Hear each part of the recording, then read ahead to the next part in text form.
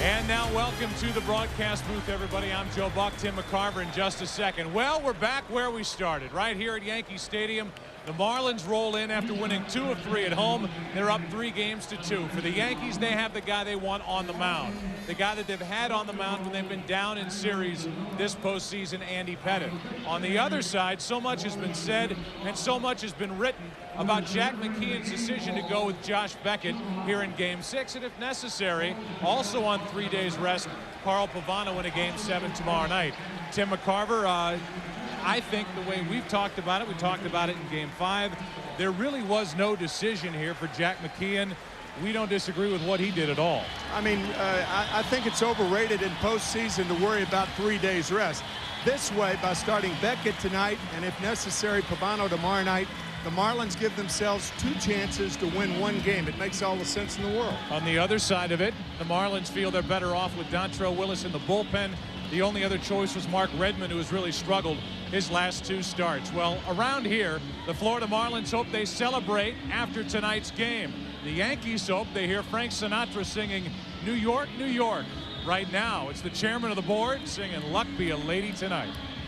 They call you Lady Luck, and yet before this evening is over, you might give me the brush, you might refuse to stay, and so the best that I can do is pray. Luck be a lady tonight. Luck be a lady tonight. Luck if you've ever been a lady to begin with. Luck be a lady tonight.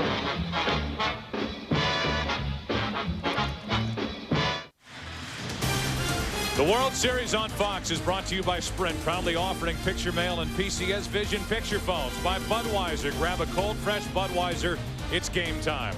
By Subway, good so you don't always have to be. Subway, eat fresh. And by City Cards. A little more electricity in the air tonight at Yankee Stadium as Andy Pettitte makes the start for the Yankees. Backed up, down 3 games to 2. This could possibly be the last night in pinstripes for both Mel Stottlemyre, the pitching coach, and Andy Pettitte, the 31-year-old left-handed starter, who is 3-0 this postseason. The Yankees ask him for another win.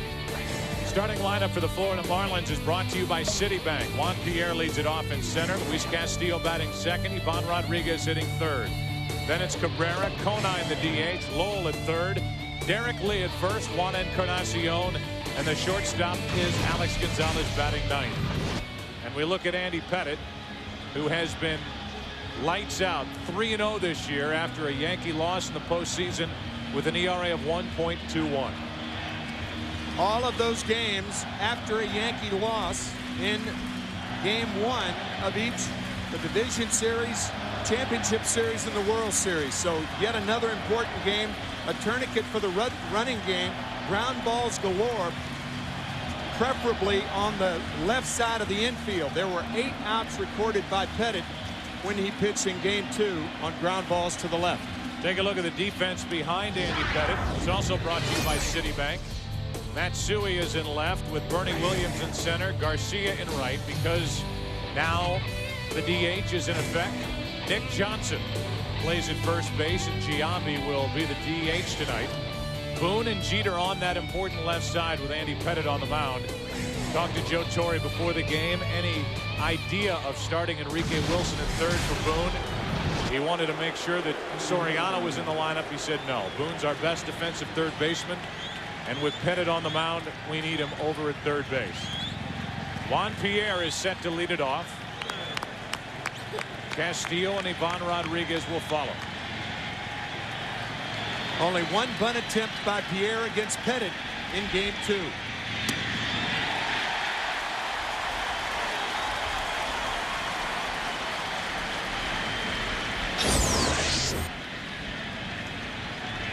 All the flash bulbs popping as we begin Game 6. Pierre said it hit his jersey. The home plate umpire, Tim Welke, shaking his head no. Pettit coming inside to Pierre, and it did hit the jersey. So instead of being at first base, it's called ball 1 inside. Back inside goes Pettit. It's 2-1. If the pitch hits the jersey, any part of that uniform, it's considered being hit by the pitch. Right there, it takes a little swipe at the Marlins logo on the jersey of Pierre, who pops to short, 1 away.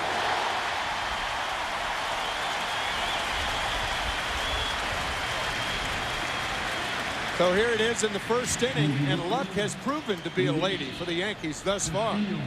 Wind is whipping around now. Hot dog wrappers flying all over the park. There's tonight's starter, Josh Beckett. We understand some rain is in the forecast for tomorrow. Marlins trying to make the rain just a nuisance with travel plans as opposed to starting time in a game 7 on Sunday night. Castillo, strike 1.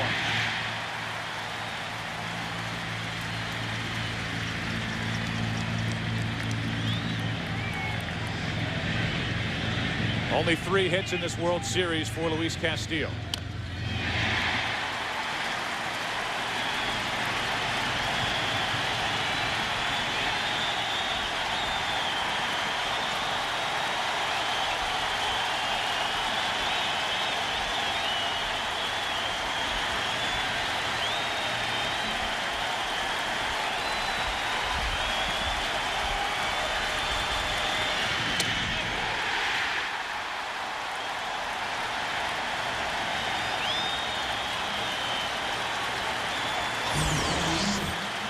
Castillo so conscious of the pitch inside, he takes one outside.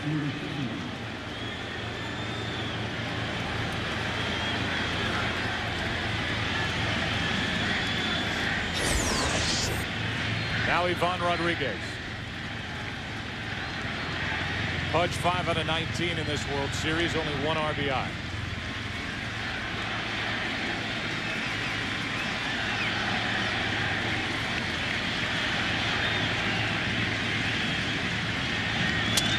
Into center field off the end of the bat and a base hit.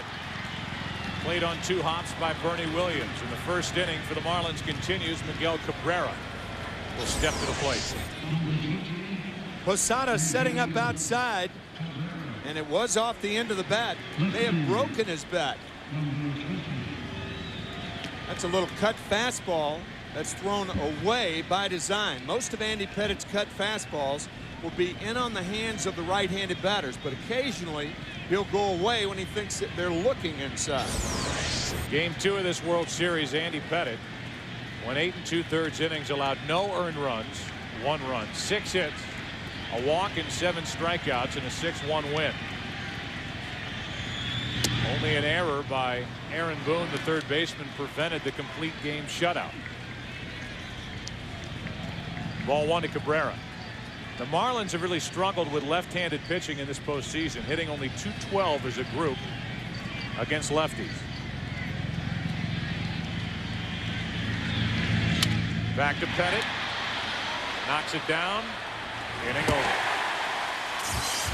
A hit, 1 left. Yankees come to bat against 23-year-old Josh Beckett. It's game 6.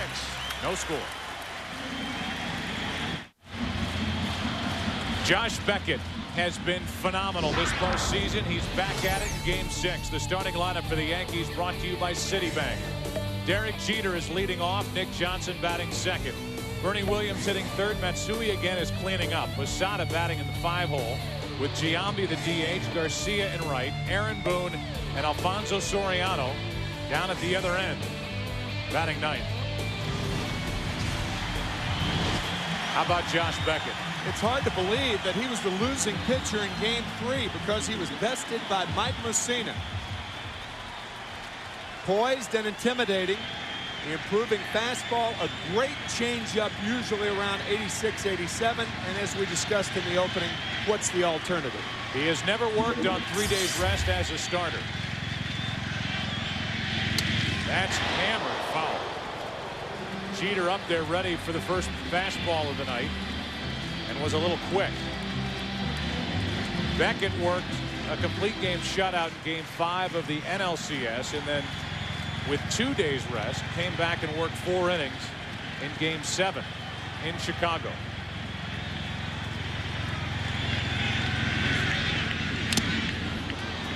.95 miles per hour. It's 0-2. It's a smart pitch. Often when a guy gets good wood on the ball and pulls it foul, he's not looking for that pitch back in there. Beckett doubled up on Jeter.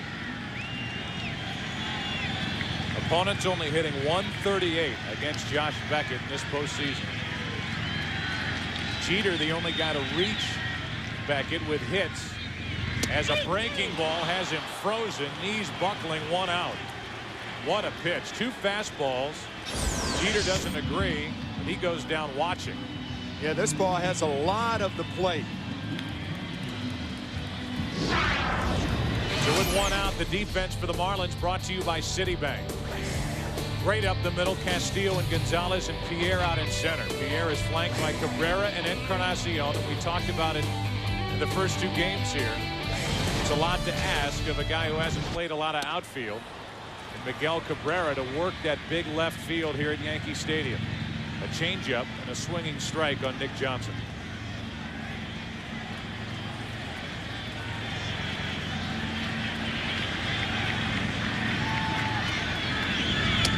One ball, 1 strike. Johnson only 5 hits in this World Series, 12 in the entire postseason.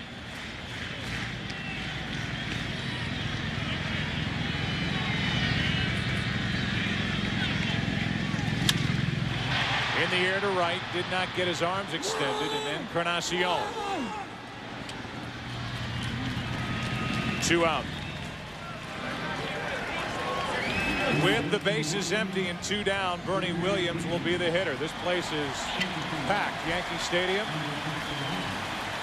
Fans making much more noise already than we heard really in Game 1 or Game 2. In Game 1 they said, well, it was a hangover from that Thursday night Game 7 ALCS thriller against the Boston Red Sox. But even in Game 2, it was a more subdued Yankee Stadium. Not anymore.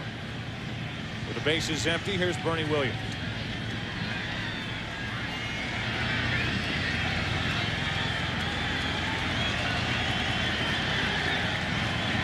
What a World Series Bernie Williams has had. Ball 1. Game 1 here at Yankee Stadium, so anticlimactic that the great author David Halberstam suggested that it's like moving your birthday to December 26th. Well, it was Christmas around here when the Yankees beat the Red Sox in Game 7. A high strike, a high changeup, and the count's 1-1. There are very few pitchers, if any, in baseball who have success with the changeup that is that fast. Always around 86, 87. And now 96 to follow up the 86, 87 mile an hour changeup. Strike 2. It's much tougher to handle a high fastball from Beckett than it is a ball around the thighs or the knees.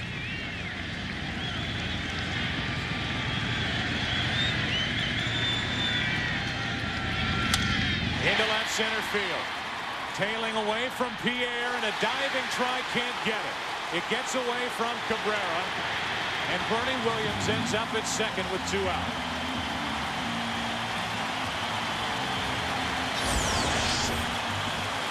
That ball tailing away from Bernie Williams and tailing away from Juan Pierre. Pierre plays a very deep center field. On that particular ball, it gave him a better chance to make the catch just off the webbing.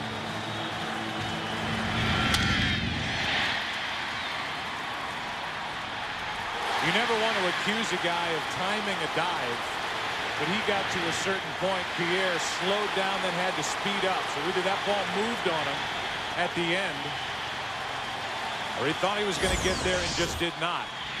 As Matsui takes a fastball for a strike. When a left-handed hitter hits the ball to left center field, it should be no surprise to a center fielder that the ball's going to tail away from him.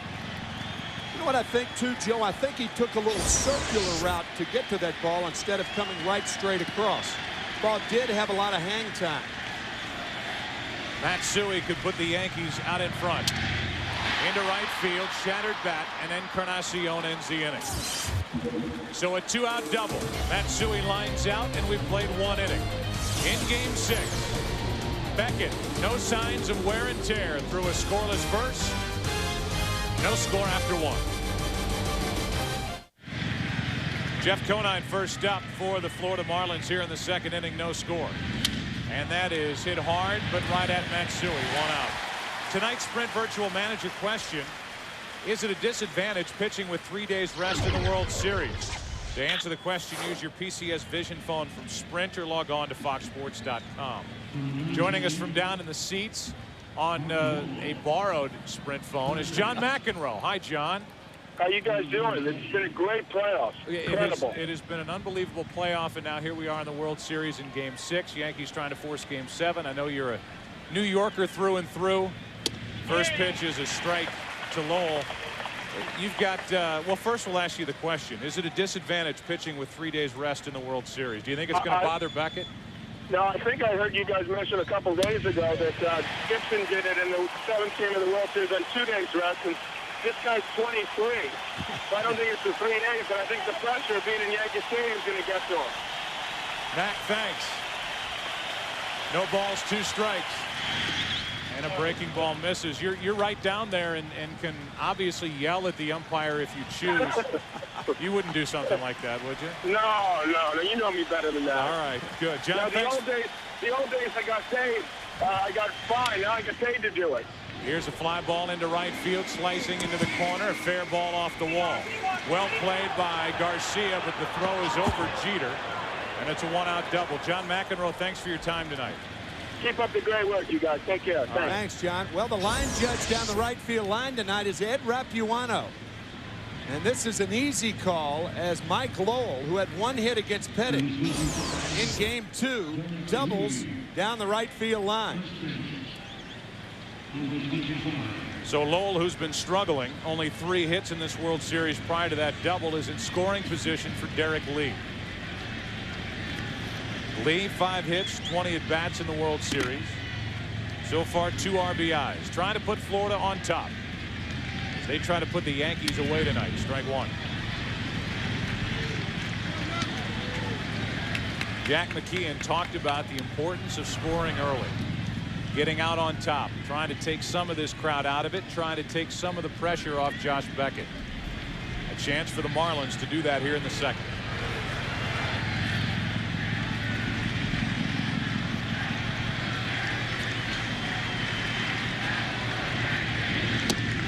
Too far inside, a ball and a strike. Well, sometimes if you're the following hitter after a guy doubles on a pitch outside against a guy like Andy Pettit, you can guess location the next time up. Pettit has missed twice. I beg your pardon, once with that cut fastball inside. See if he goes back in there. See if Lee is looking for it. It's upstairs, throw down to 2nd, and Lowell back.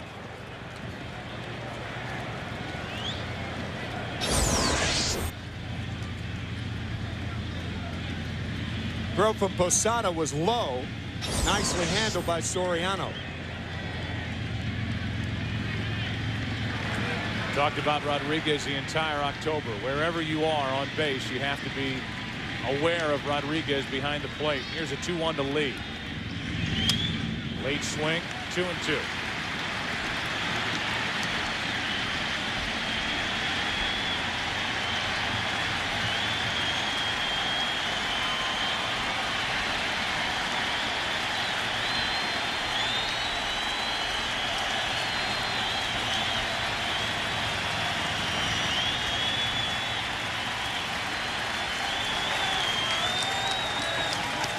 Laura Pettit watching as Andy comes set with a 2-2. 2 out.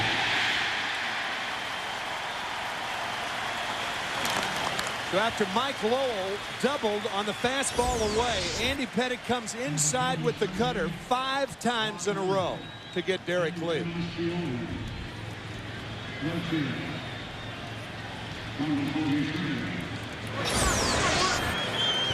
Now it's up to Encarnacion. A 2-out hit by Rodriguez in the first. Cabrera grounded out. A 1-out double by Lowell in the second, and Encarnacion has his chance to chip in. Breaking ball for a strike. A lot of players refer to that cut fastball as a poor man's slider. In this particular instance, it's a rich man's slider. Wealthier after this winter of negotiating.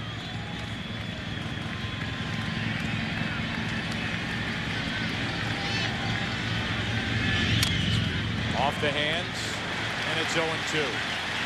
July 24, 2001, Encarnacion, then with Detroit, hit a tremendous home run into the bleacher seats deep in left center field off Ramiro Mendoza.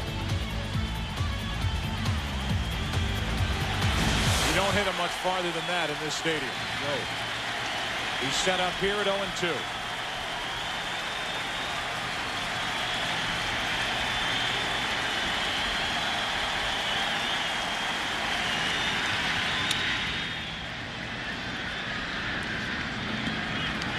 You could see Posada using his glove to tell Pettit to look at him, because that was a mistake, a high mistake out over the plate. Pettit trying to come inside to Encarnacion. And if you miss with that pitch to this hitter, you must miss inside. He likes to extend his arms.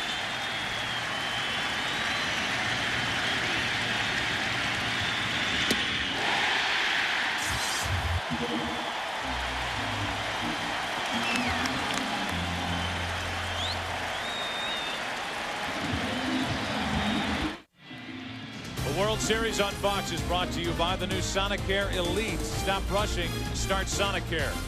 By non-drowsy, quick dissolving Alivert. By Visa, it's everywhere you want to be. And by the new AOL 9.0 optimized at AOL.com or a retailer near you. The overhead views of the World Series, courtesy of Saturn. Saturn and its retailers hope you're enjoying our coverage of tonight's game. It will be Posada, Giambi, and Kareem Garcia. The 5, 6, and 7 hitters for the Yankees.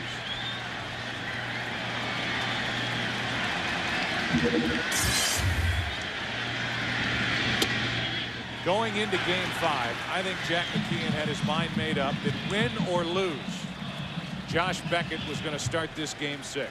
Yeah, he didn't make it public, but I agree with you.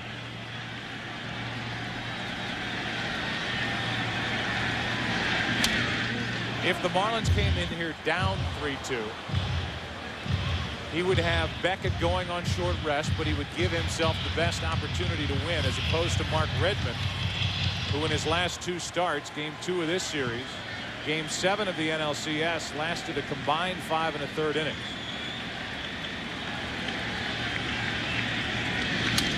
The only other option was Dontrelle Willis, and he is clearly the best left-handed option for Jack McKeon out of the Marlins bullpen against a team that's got good left-handed hitting. Yeah, as you stated correctly the other night, 2 days ago, when Dontrelle Willis came into Game 5, that sewed it up. Beckett starting Game 6. He misses high, 2 balls, 2 strikes. Everybody points to the last 5 postseasons when pitchers on 3 days rest are 6 and 20. But think about it. Josh Beckett hasn't been part of that. He also only threw 142 innings this season. Out with a sprained pitching elbow for 2 months. He's 3-2 on Posada, leading off the second.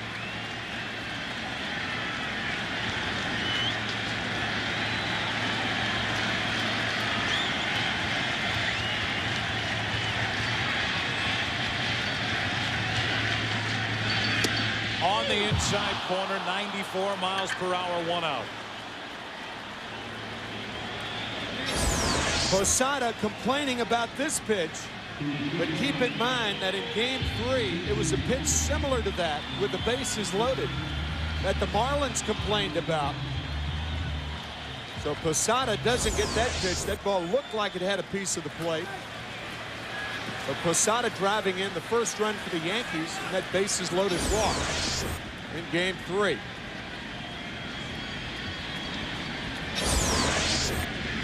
With 1 out, nobody on, Giambi takes the ball.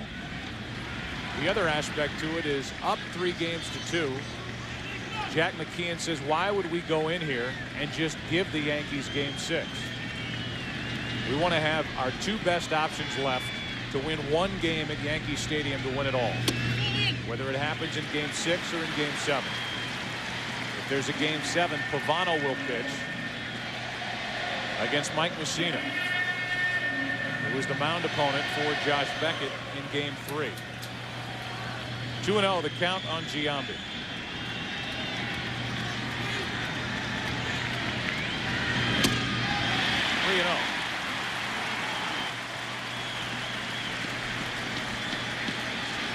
Joe Torre will give Giambi the hit sign 3-0. And Giambi with tremendous power to left center field.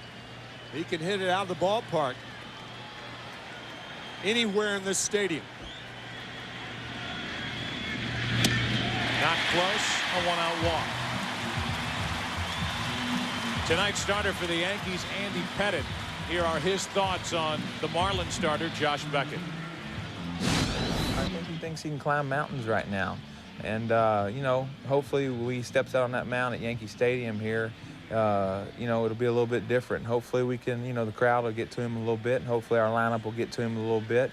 And hopefully we can pull it off. But he's got electric stuff, and he's a great young pitcher. And there's no doubt about it, he's got all the confidence in the world right now. Coming off that game 3 start when he got into the 8th. Allowed 2 runs and only 3 hits. All 3 hits by Jeter. Here's Garcia. Breaking ball in for a strike. Kareem Garcia 3 out of 11 in this World Series. 7 for 27 in the postseason. After missing with 4 straight fastballs to Giambi, Beckett comes back with a wicked curveball.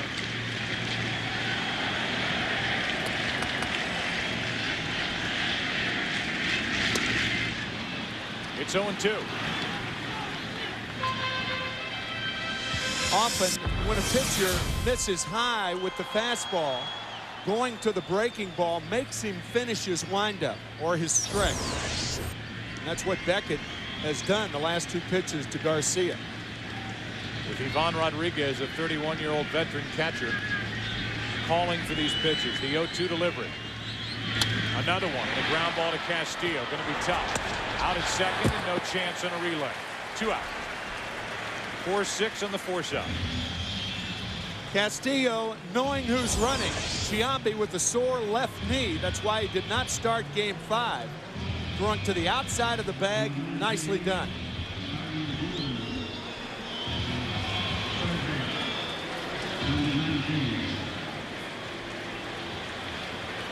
So no chance to turn 2 for the Marlins, and the inning will continue for Aaron Boone. We're underway in game 6, bottom of the 2nd. Yankees got a double in the first by Williams. Matsui lined out. A 1-out walk to Giambi here in the 2nd. He's forced out at second.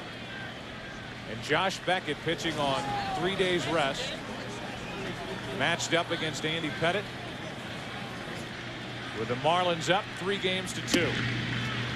Boone has been doing a lot of that, swinging and missing. Strike 1. At similar pitches, fastballs inside. Rodriguez sets up outside.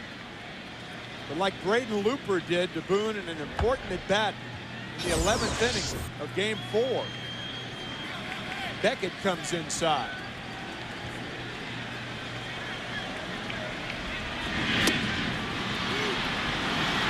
It's 0-2.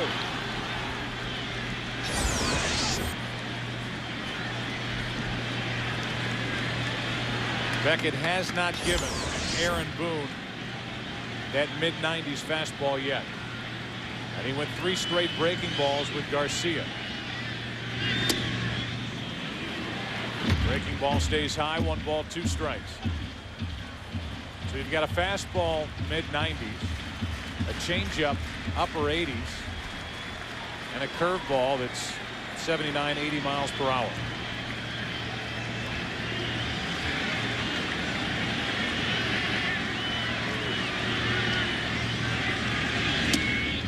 Stays inside 2-2. Beckett has shied away from the fastball here in the second inning. Now the second pitch was a straight change, and then he went to 2 curveballs.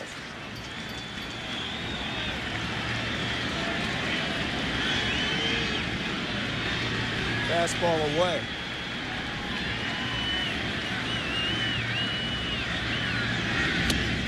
There's the 95-mile-an-hour fastball, and Beckett charging off the mound, screaming at himself after his 3rd strikeout of the night into inning number 3. Marlins bat, no score.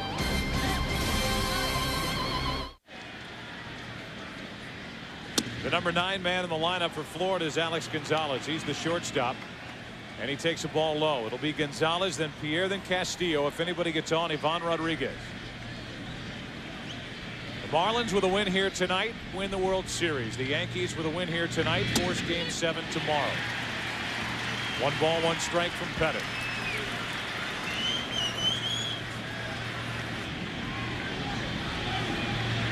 The Marlins as a team hitting .254 this postseason.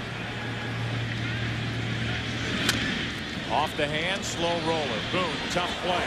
Good play. Wow. Aaron Boone gave that ball no chance to roll foul. It may have rolled foul had he let it go, but he was playing in and made the play quickly. Sidearm throw to get Gonzalez. So with 1 out, here's Juan Pierre.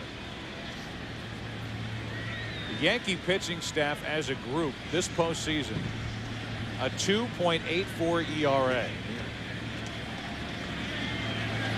On the heels of a regular season where they ended up 3rd in the American League with a team ERA just over 4. Ball 1 to Pierre, who popped out to short after being grazed by a pitch across the jersey. Tim Welke, the home plate umpire, did not award Pierre first base. Good bender in there for a strike. It's 1-1.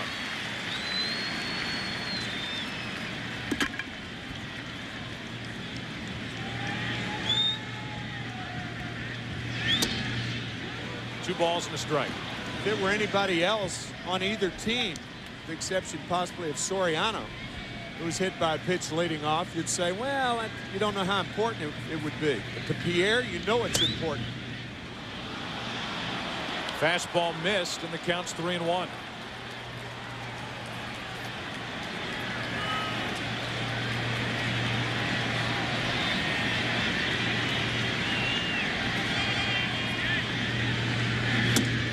Full count.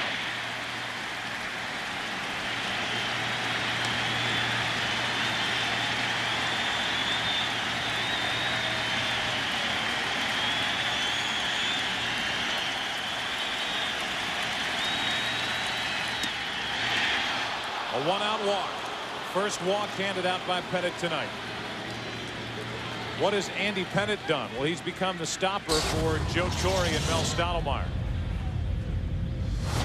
You look at the numbers, 13-3 this season following a Yankee loss, 11 straight wins, and in his career, with the Yankees trailing in a series, a 4-2 record and a terrific 2.17 ERA. 3-0 this postseason.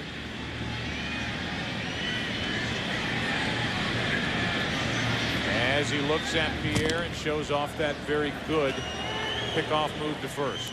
67 pickoffs since 1995, the most in the major leagues during that time.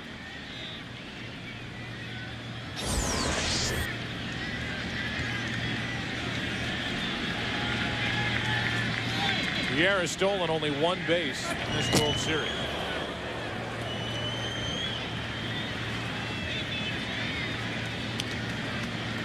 The top 2 guys all we talked about before Game 1 and before Game 2, Castillo and Pierre, they have combined to go 2 out of 4 in stealing bases.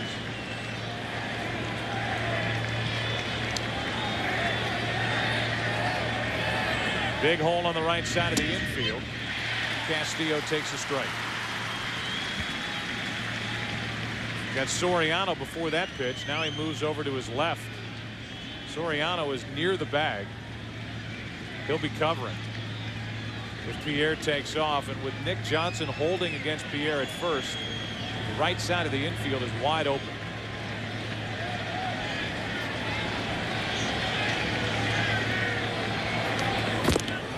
It always is with a right-handed hitter up there, but not to this degree. You can see how closely Soriano is at second base.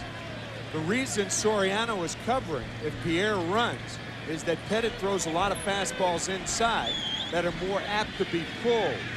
If he kept the ball away from Castillo, perhaps Jeter would cover.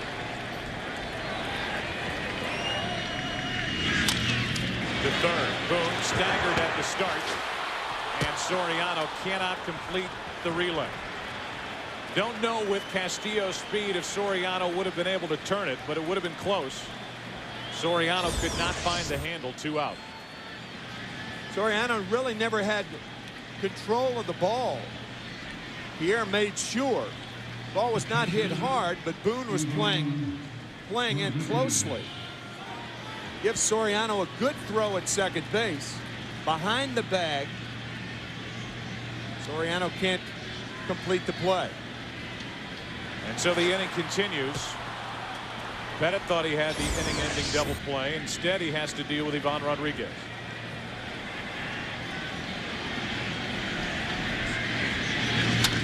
The opposite way into right field. Back is Garcia at the wall to end the inning. That short porch in right.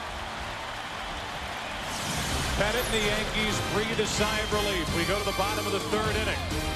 Soriano, Jeter, Johnson coming up. No score.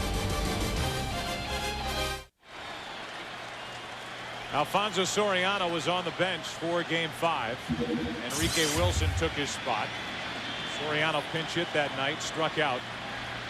He's in the lineup, but batting in the number 9 position. A check swing foul into the seats. Soriano with 26 strikeouts this postseason. Been to the plate 68 times. And if that check swing doesn't indicate what kind of World Series Soriano is having, on the first pitch, a check swing. He is really in between. Waits on it, banks it into center. The leadoff man is on for the first time tonight.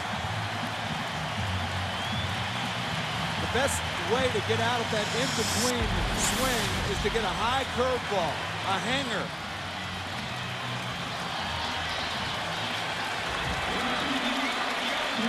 You can see that little hesitation. That was because of the curve. He was fooled on it, striding, and then regrouping. High curveball. Now back to the top of the order, Derek Jeter.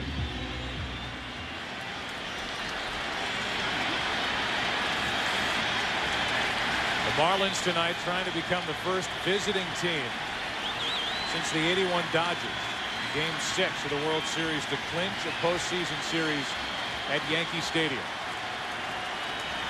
Up 3-2. Jeter takes the ball. That was the first year the World Series had tri-MVPs. Pedro Guerrero, Ron Cey, and Steve Yeager. All good players for the Dodgers.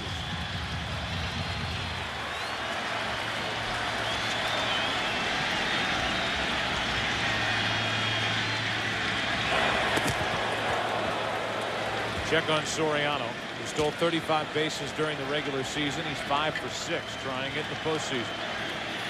Problem is he hasn't been on enough to do more damage on the bases.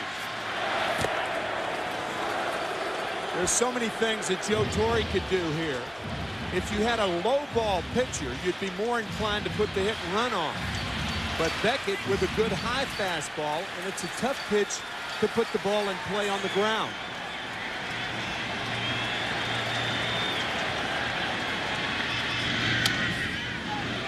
Jeter with that swing, trying to shoot it to right. 1 ball, 1 strike. Nick Johnson on deck. Joe Torre has been juggling his lineup night after night. And tonight for 2003, the first look at Jeter in the top spot. Soriano batting 9th. Leading off this inning, Soriano a hit.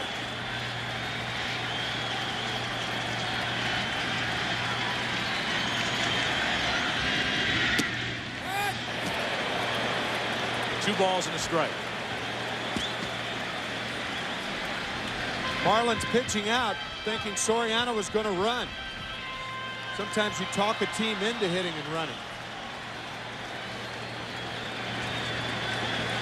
The pitch out makes it 2 balls and a strike. Right. See if Soriano takes off here. He's going. Jeter puts it into play. Out at first, down to second. Soriano, 1 away. That was an interesting play around second base for both Soriano and Castillo. Soriano didn't know whether to keep going to try to get in front of the ball, get to second base in front of the ball, or wait for the ball to go through. That hesitation right there, but he's quick enough to make the slide. Castillo fakes the throw, wanted to go there, but realizes the sure out at first base.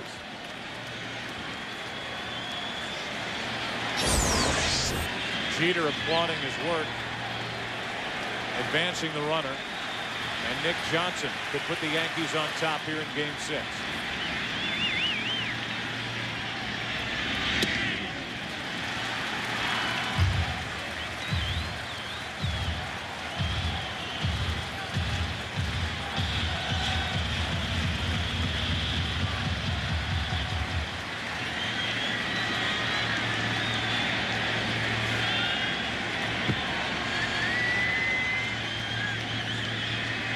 The 1-0.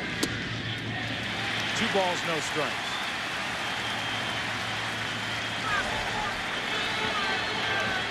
Now Ivan Rodriguez will go out and talk. So while they talk, we will remind you, you can play Hit the Pros presented by Chevy Silverado and face real pitches from today's best hurlers. Log on to foxsports.com, keyword games. Chevy Silverado, it's the right truck.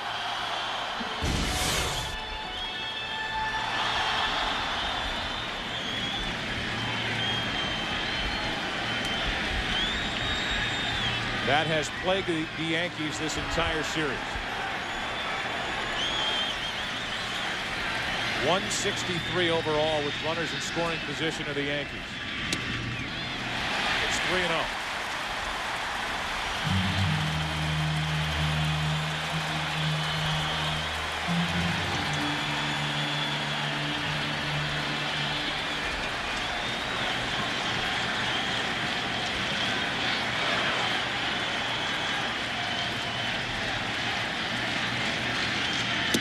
And 1.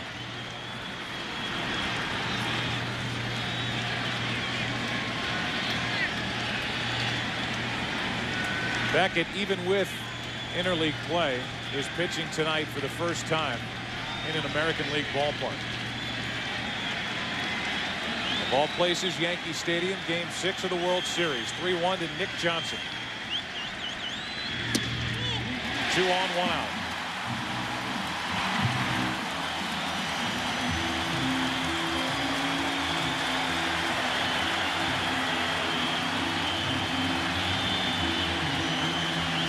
The Yankees love this situation. They have their hottest hitter up there with 2 men on.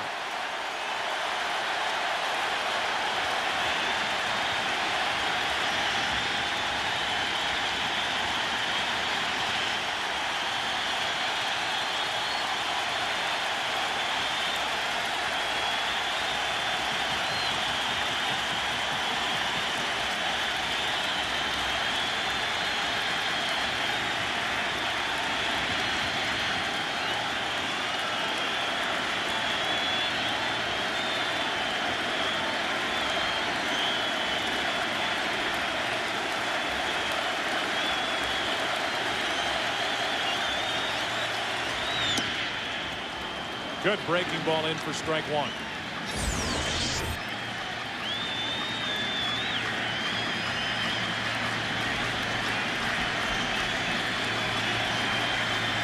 Using the seams for leverage.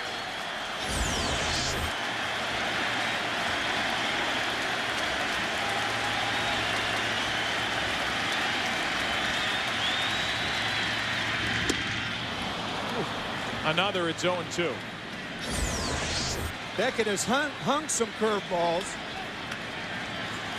Not the last two.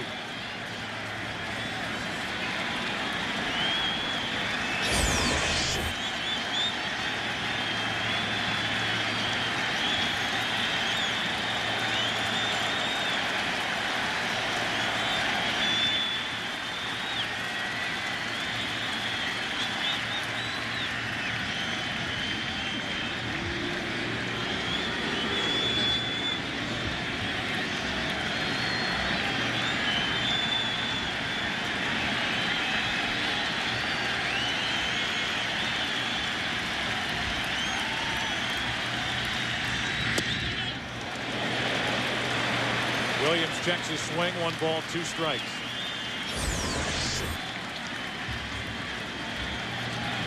Another curveball.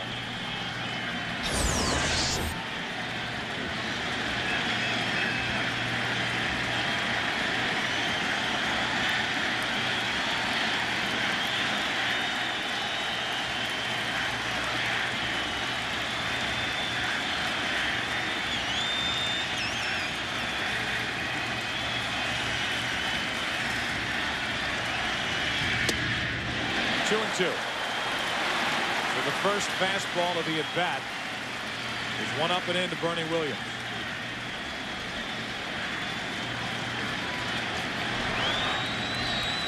See if that's a setup pitch for another curveball or a changeup. With a count 2 and 2.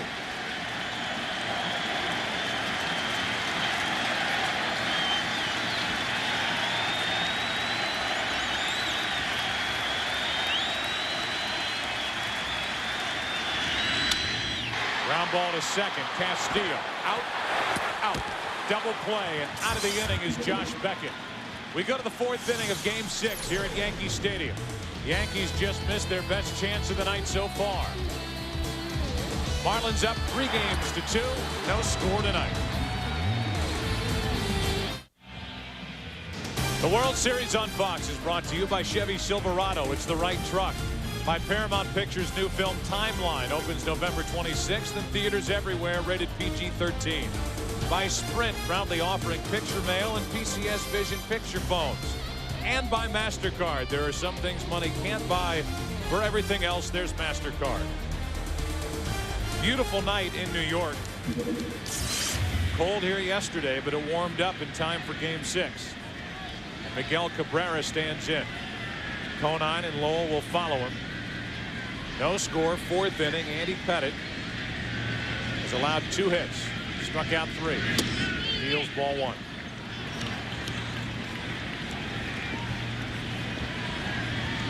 Cabrera with a record 12 RBIs this postseason, the rookie. Looking for his 5th hit and his 22nd at bat in this World Series.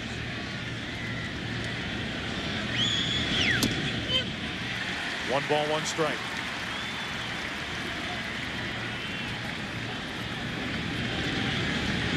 Most RBIs by a rookie in a single postseason. Go back to Willie McGee with the '82 Cardinals. He drove home 10 and had only LCS play and the World Series. And at that point, the LCS was best of 5. As the breaking ball is in for a strike, it's 1 and 2 on Cabrera. Fastball away, fastball inside, and now the curveball.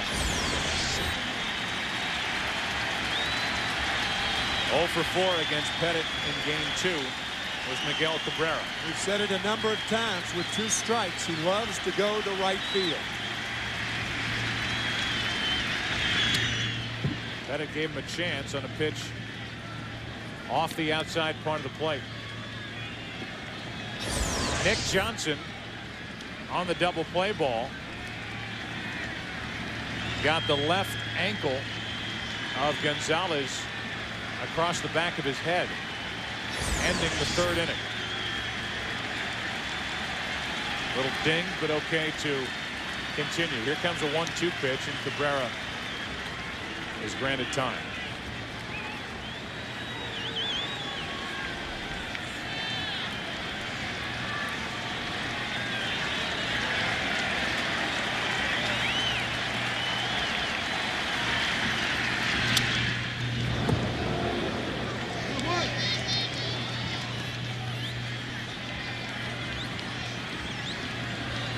At Yankee Stadium, when you add extra umpires, 2 extra umpires for the postseason, the guys down the line are, what, 40 feet behind the first and third base umpires? John McEnroe said they're line judges. Here's a 1-2 pitch. In the dirt, 2-2. It's Tim Welke behind the plate tonight, and if this series should go 7, Randy Marsh, who was behind the plate in game 1, his turn in the rotation comes up again.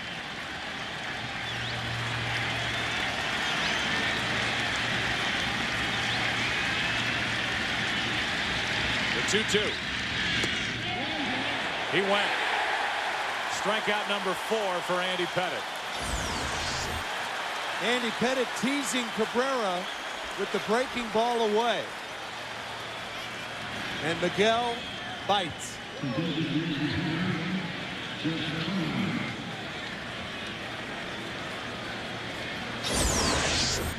He doesn't believe that he did.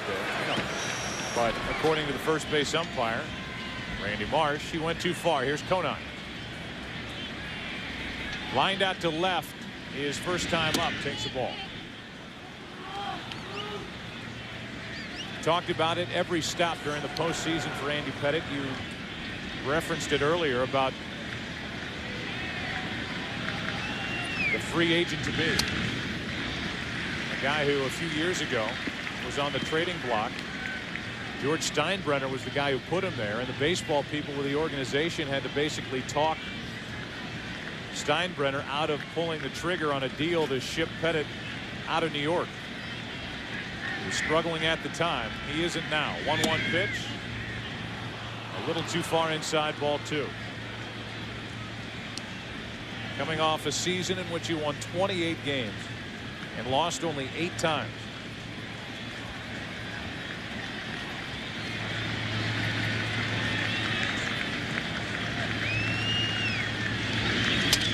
Broken bat, fly ball, Bernie Williams. 2 out. We showed you Nick Johnson getting kicked in the head by Alex Gonzalez last half inning. First base coach Lee Mazzilli is wearing a microphone. Went out to check on Nick Johnson. Stay down, Nick. Stay down, Nick. Stay down, buddy. Stay down. What happened? Stay down. Stay down. Huh? Huh? Yeah. What'd you get hit? Yeah. Huh? Where'd you get it? In the head? You got hit in the head. Oh, you got hit in the head? You got hit in the head. You got hit in the head. Got hit in the head. Got hit in the head. Watch Nick get hit in the head. Hit in the head. Strike 1 is into Mike Lowell. Lee Mazzilli, who just... Here's a ground ball in the hole. Jeter. The leap, the throw, what a play. Why was Mike Lowell not running there? Wasn't even close at first. Jeter got to it. And like we've seen him do so many times, turning as he jumps up. And the inning is over. No score.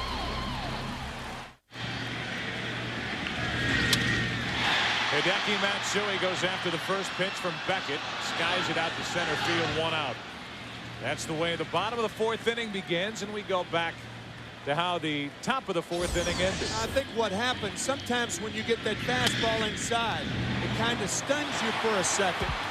Mike Lowell running about 80% down to first base. Jeter, the man who made the play deep in the hole. And in the end, it wasn't even close at first base as Jorge Posada, who struck out his first time, digs in here in the 4th inning. No score, game 6. Marlins up 3 games to 2. Posada. We haven't seen a ton of Josh Beckett fastballs here tonight. He's picked his spots. Not the overpowering fastball that we saw in game 3. We won't see one here. Curveball in for a strike. It's 0-2.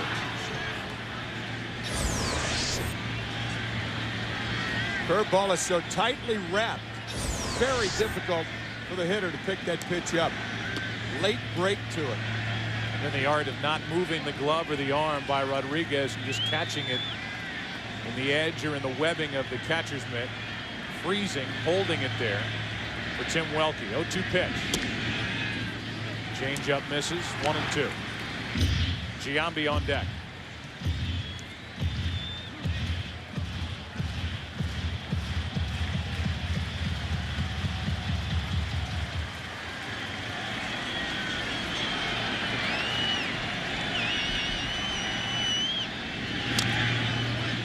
Still 1-2. I looked down at our trivia question tonight and realized that we already discussed the topic, and I've already said the answer to tonight's trivia question. Yeah, inadvertently. Inadvertently. It'll be kind of a test, like an open book test. The answer has been given. The 1-2 pitch. Posada strikes out, and that's strikeout number 4 for Josh Beckett. Knowing full well that you don't really listen to what we say here in the booth, and that's okay. I've accepted that. A MasterCard trivia question. When was the last time the Yankees were eliminated from the postseason at home? If you have TiVo, you can cheat and come up with the answer. You said back in the 2nd or 3rd inning. If not, it's up to your short to midterm memory. With 2 out, nobody on, here is Jason Giambi. And a pop-up. Shallow left center field. It's Cabrera who comes in and catches it to end the 4th. Pettit and Beckett not backing down.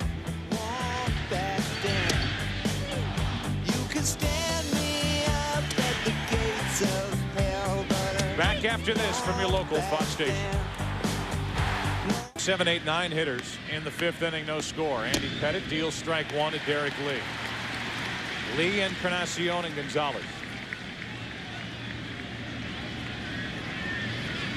5 hits, 21 at bats.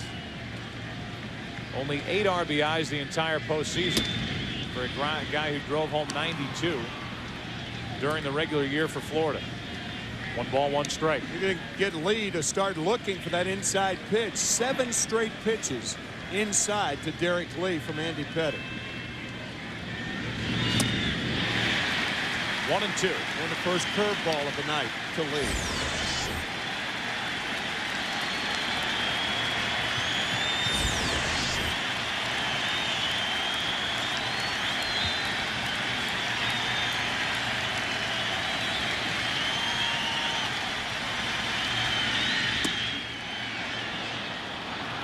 Going around the plate, dropping low, 2 balls, 2 strikes.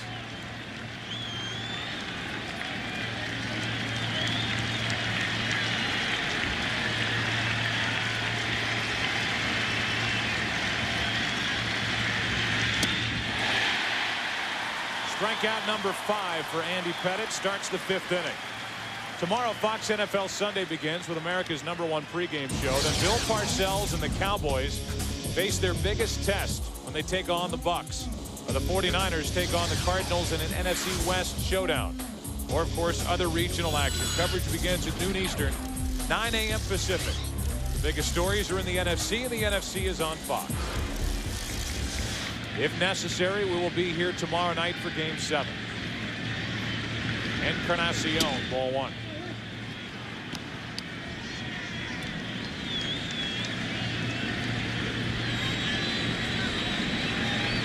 Struck out his first time.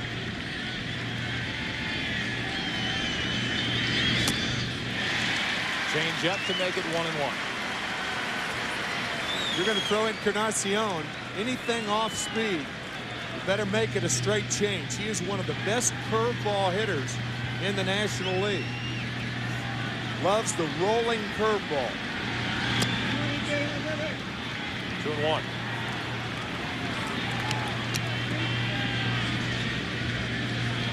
Going toe-to-toe. Josh Beckett and Andy Pettit. Beckett 23, Pettit 31. Left side, Boone. 2 out. Boone, who has struggled defensively this postseason and in this World Series in particular, has made 2 very good plays tonight. Good footwork for the second out. Johnson there to dig out the throw. 2 out, and Gonzalez, who was the hero in Game 4 with that 12th inning home run off Jeff Weaver, which gave the talk shows in New York plenty to talk about the next day. Digs in. Strike 1. Weaver getting the call that night, pitching a perfect 11th. And then made a pitch on 3 and 2 that Gonzalez just got up and just got out. Andy Pettitte has retired 7 straight. That string ends as Gonzalez is on with a 2-out single. Were you paying attention? It's okay for one. A MasterCard trivia question. The last time the Yankees were eliminated from the postseason at home. 1981. Game 6. World Series with the Dodgers. Tim gave us an interesting tidbit about that series right at the end of that discussion back a couple of innings. Try MVP. That's right. Now I remember that. It's Guerrero, Yeager, and Ron Say. Gonzalez draws the throw. Alex Gonzalez has not stolen a base all season. With that pickoff look and move by Andy Pettitte, you wouldn't figure it would come here. But if there is a time to run with a guy who's not a power man at the plate, it would be here. Breaking ball in for a strike. The one thing we have not seen Pierre do in the World Series is what he does often against National League pitchers. Fake a bunt and then drive it past the third baseman who's drawn in.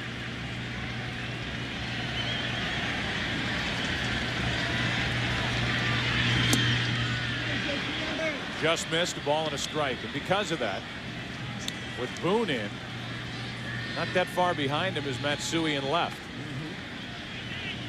Matsui now waving to the dugout, trying to get them to tell him one way or the other.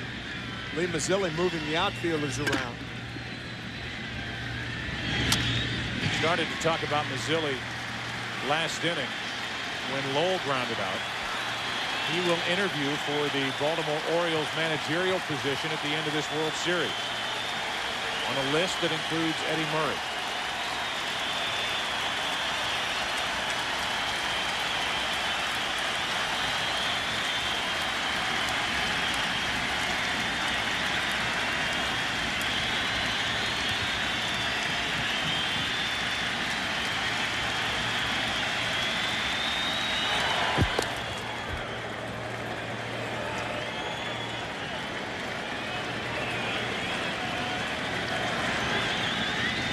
Pierre at the plate with a 1-ball, 2-strike count.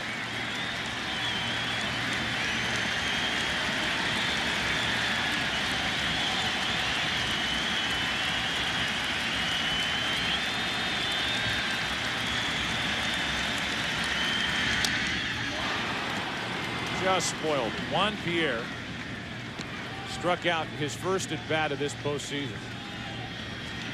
Did that against San Francisco.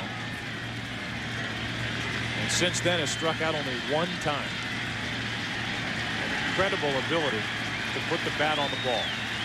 He struck out only 35 times all year while walking 55 times.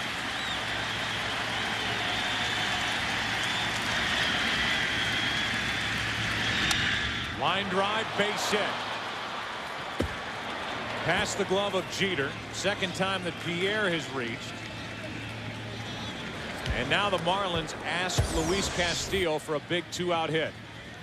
Pettitte tries to get inside to Pierre, but fouling off that pitch before gave him new life, and he pushes it right past the diving Jeter.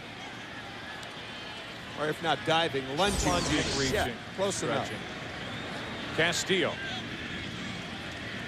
0 for 2 tonight and 3 out of 23. in this World Series. He hit .314 during the regular season, at the best average of any Marlin hitter. A team that from the 23rd of May on had the best record in baseball. Jack McKeon taking over on the 11th of May. Dontrell Willis came up on May 9th. That's when things started to turn around for this franchise, which has never finished in first place in their division. A little sneak in by Nick Johnson behind Juan Pierre at first. But Perry Hill and Juan Pierre were alert.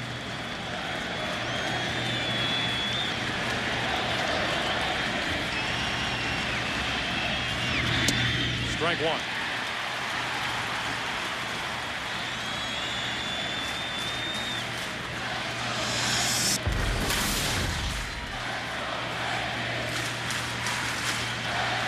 Good curveball from Pettit.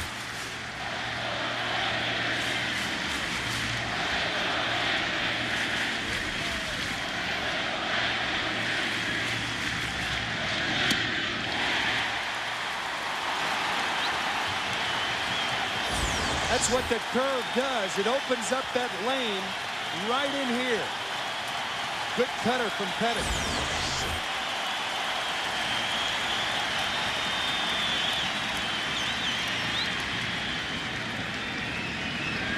Pettit just called Posada out to the mound prior to this 0-2 pitch. Now Ivan Rodriguez, the catcher for the Marlins, just crept out of the on-deck circle and shouted something at Luis Castillo.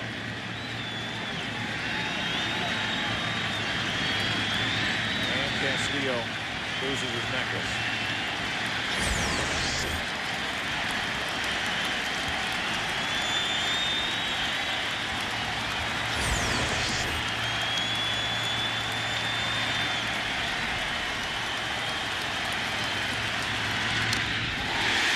Just got a piece.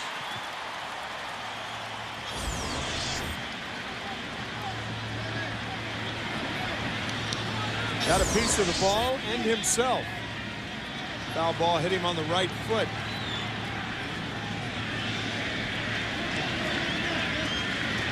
Castillo hitting without his beaded necklace now for the rest of this at bat. Roger Clemens is available if needed in the bullpen, but Andy Pettit has done his job so far. Trying to end this 5th inning right here.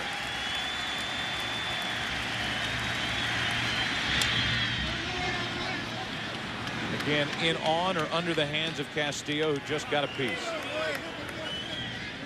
If Castillo isn't a big RBI man, and he never has been, the guy on deck certainly is. Ivan Rodriguez. Only one hit with runners in scoring position this series for Castillo.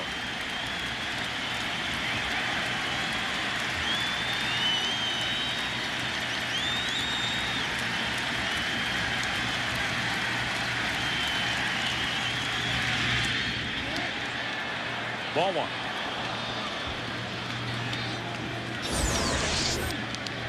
So after the curveball, Pettit has tried to come inside 4 straight times to get Castillo.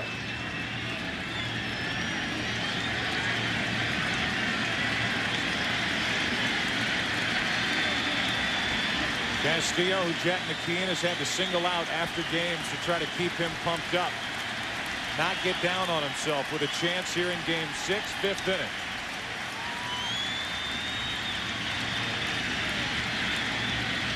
Telling us nobody takes failure harder on this team than Castillo.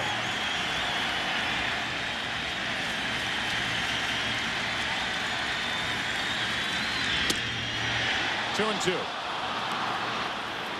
Tried to backdoor him with that breaking ball. Watch Posada set up outside, and the breaking ball misses outside. You can see that left front leg of Castillo still looking for that cutter inside. Feet are moving all over the place. 2 balls, 2 strikes, 2 on, 2 out, no score in the 5th.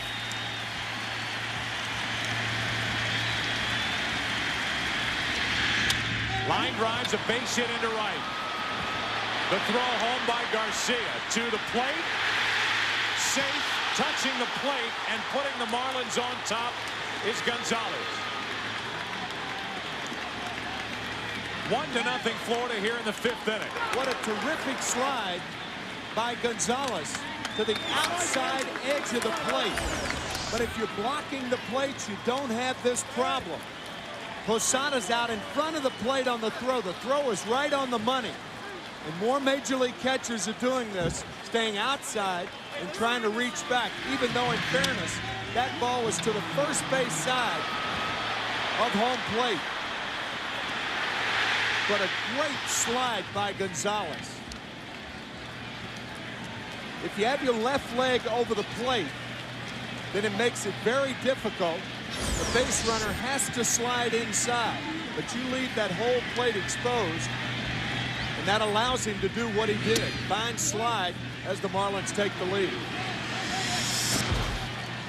Posada has to reach back just a bit, but if you're on the plate, this doesn't happen. Right there.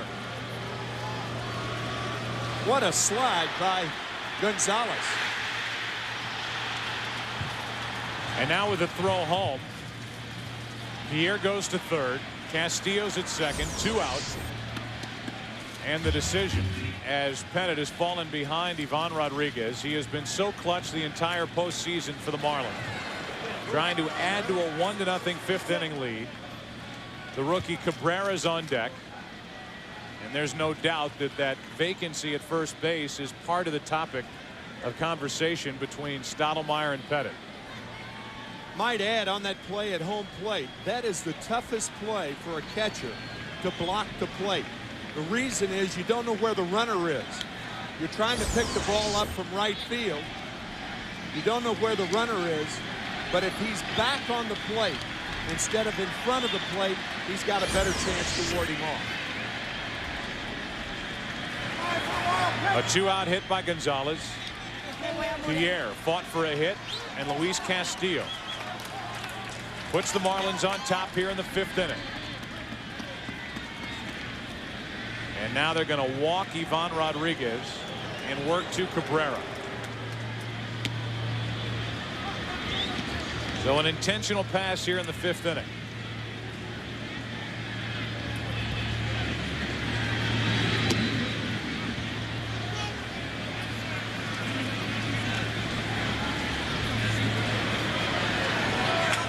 Jack McKeon talked about the importance of scoring first. It took until the 5th inning. The Marlins have accomplished that. And now it could be a huge 5th inning if the 20-year-old Venezuelan Miguel Cabrera can come up with something against Pettit.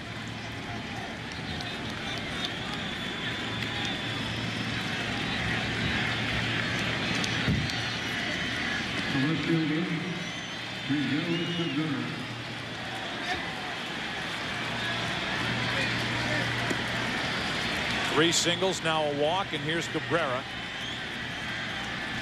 It was 0 for 6 in this series against Andy Pettit.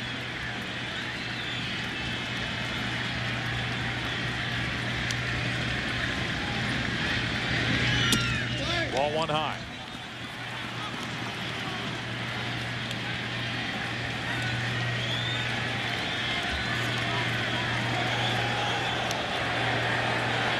Great speed on the bases for Florida.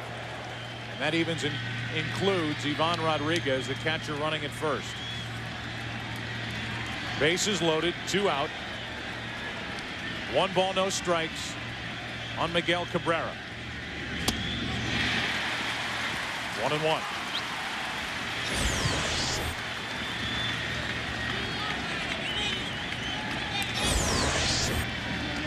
Jack McKeon will tell you when Cabrera's at the plate, things happen. He doesn't always get a hit, but he hits it to the right spot. Mistakes are made. That's why he inserted him in the cleanup spot in this lineup after the postseason began. Up with a golden opportunity here and set up at a ball and 2 strikes. Pettit trying to wear him out inside.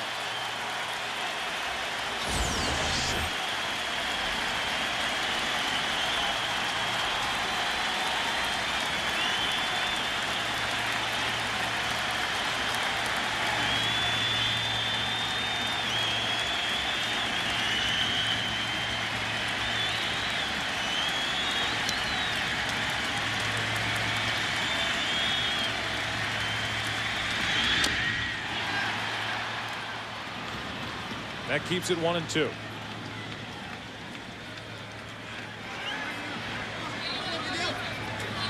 Cabrera's knocked home 12 runs in this postseason, a rookie record that we showed you earlier.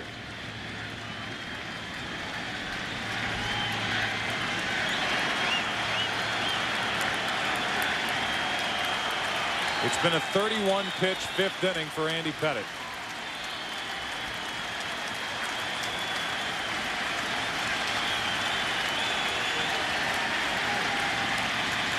What will pitch number 32 bring here in the fifth?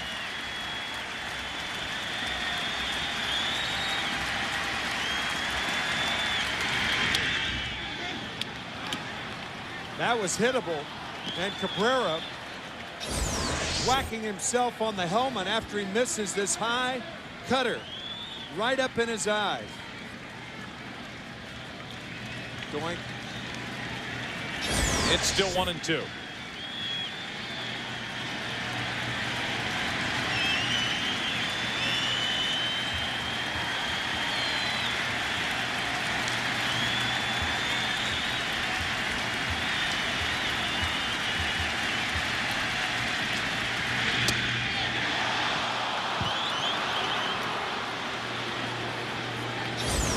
So far, this looks like the Castillo at bat. Posada and Pettitte going inside, inside, inside. And then when they went away, Castillo poked it to right for a base hit.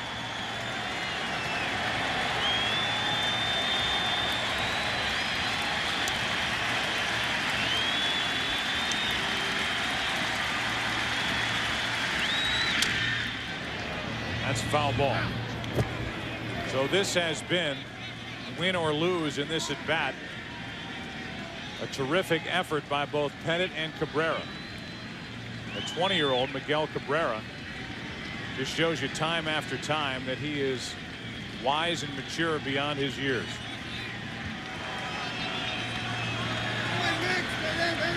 In a battle with Andy Pettitte. And Pettitte again calls Posada out to the mound.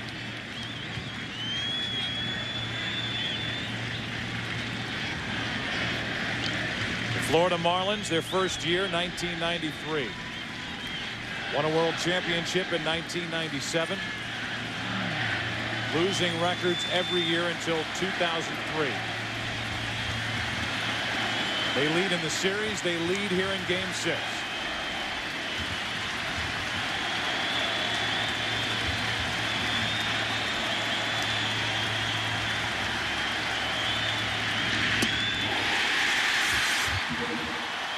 Inning over. But the Marlins strike first tonight in Game 6. As they try to end the World Series and win it here tonight.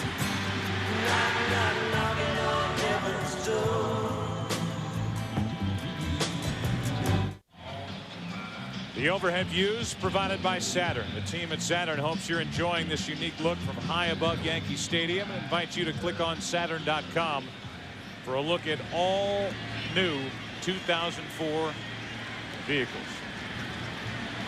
It is the bottom of the fifth inning. It is Kareem Garcia, the number 7 hitter. Aaron Boone and Alfonso Soriano will follow. 1-0 behind Beckett. Line drive, base hit. Past Castillo into right.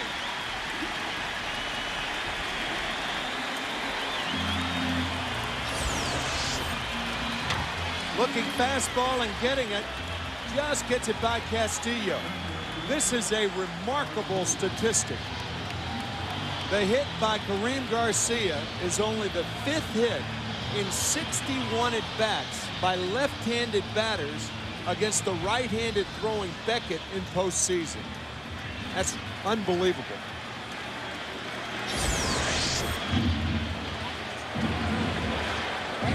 Now it's Aaron Boone, and we'll see how the Yankees want to play it. In at third is Lowell, expecting a bunt. I would think the Yankees would be bunting right here early in the count.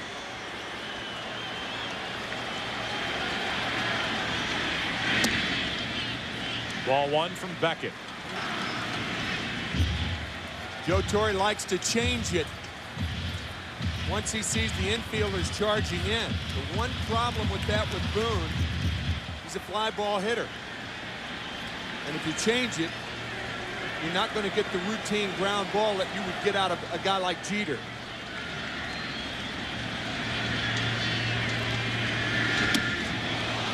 Two and 0.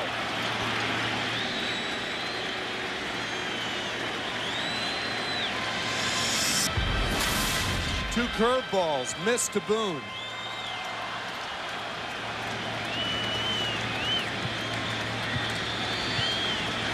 Pitch number 57 on the night coming from Josh Beckett, working on 3 days rest. The bunt is perfect. Sacrifice is good. 2-4. Down to second, Garcia. Soriano coming up. Here's Josh Beckett and his thoughts on pitching on short rest here in Game 6.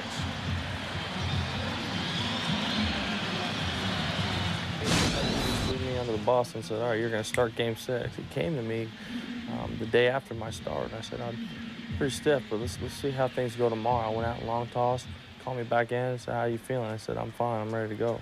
And he said, all right, we're going to go for it then. And that's the right thing to do. Leading 1-0 in the 5th inning. No runs and only 3 hits allowed. Here's Soriano, who has one of the hits. After the first pitch, he pops it up. Left side for Lowell. 2 out.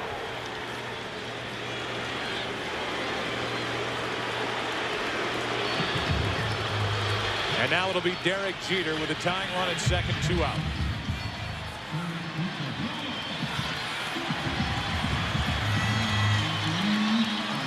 Rodriguez out to talk to Beckett. I think the Marlins would rather see any other Yankee up there in this situation than Derek Jeter.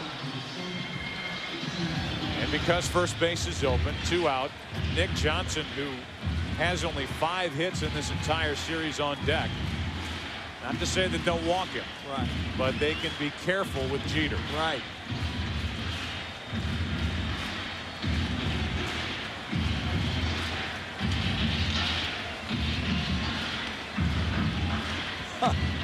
Is that a great look from Jeter to Rodriguez? 99th career playoff game for Derek Jeter.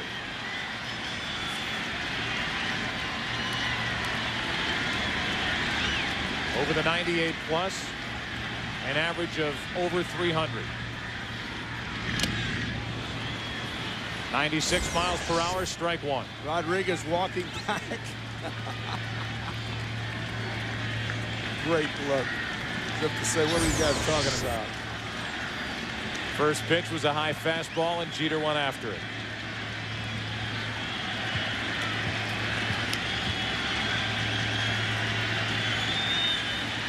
Tying run at second, 2 out. 1 ball, 1 strike.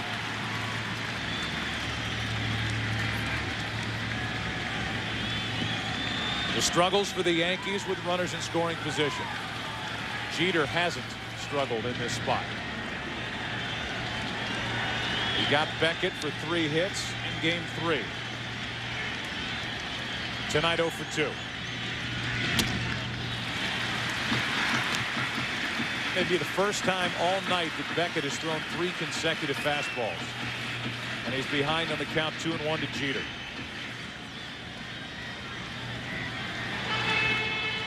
That's Wayne Rosenthal, the pitching coach for Jack McKeon.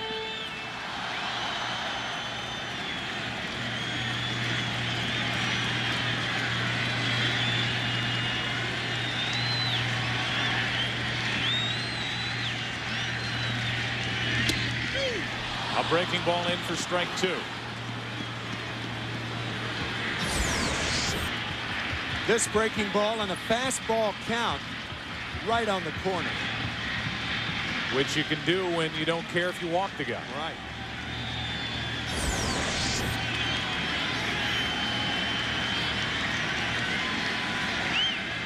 Derek Jeter, a very good 2-strike hitter. Beckett blows a 97 mile per hour fastball past his bat. The 23-year-old Josh Beckett, 3 days rest, carries a 1-0 lead into the 6th inning of Game 6. Marlins trying to win it tonight.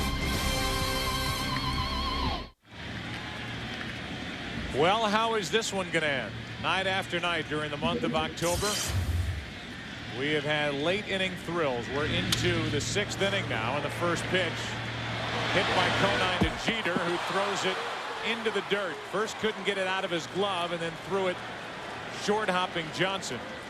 And on at first, and what should be an error on Derek Jeter, is Jeff Conine.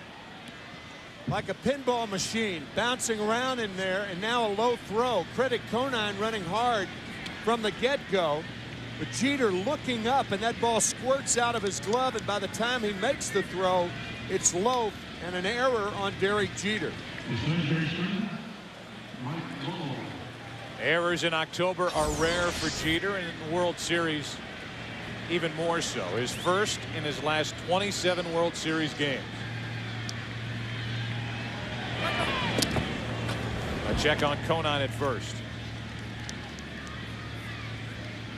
Talked about the defense for this Florida Marlins team, in particular on the infield. For the Yankees, they were 11th in the American League in fielding percentage during the regular season. Lowell takes a pitch in the dirt. Committed 114 errors as a team. And that error by Jeter is the 13th for the Yankees in October. Marlins have committed 7.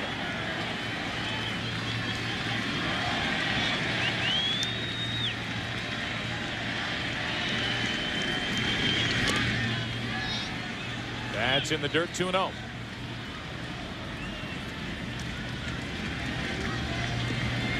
So now Andy Pettitte, who got out of that 5th inning by striking out Miguel Cabrera with the bases loaded after the run scored on the hit by Castillo, has to try and pitch around a leadoff error here in the 6th. Dangerous situation to Mike Lowell here. He's a good inside hitter. It's high. It's 3-0.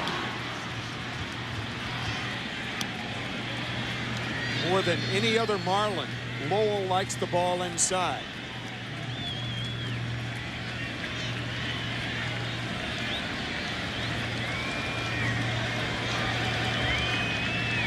What's he doing on 3-0? Taking ball 4, and the first 2 are on. An error, a walk, and that's the 3rd walk handed out by Pettitte tonight.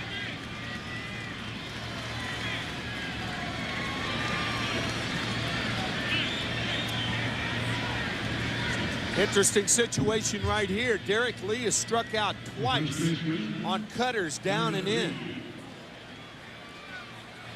We'll see if the Marlins want to move the runners up. If you do, Encarnacion will probably be walked for Gonzalez, who singled his last time up.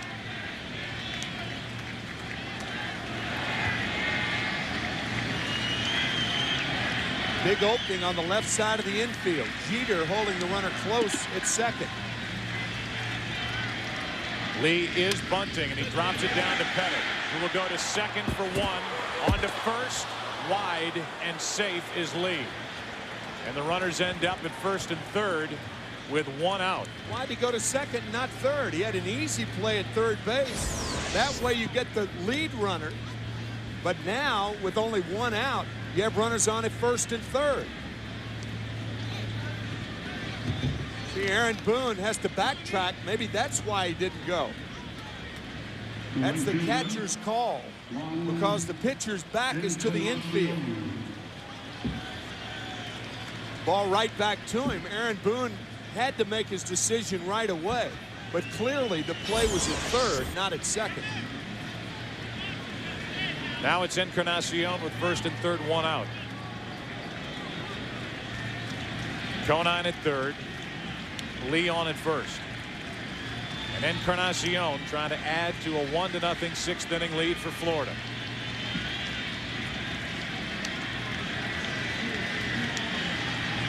Oh for 2 tonight is Encarnacion. Strike 1. Pettitte has struck out 6.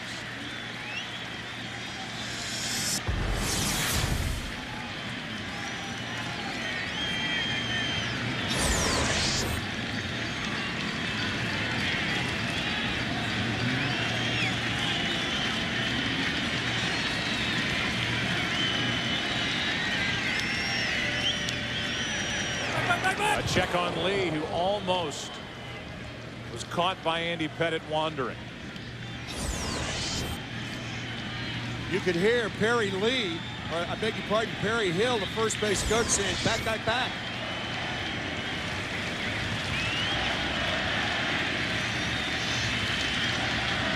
Crowd trying to get back into it.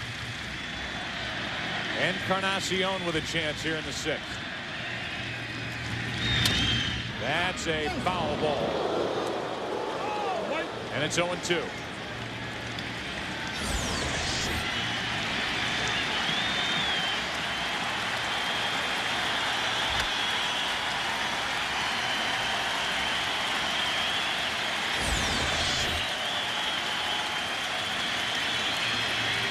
Crowd standing, hoping for Pettit's 7th strikeout of the night.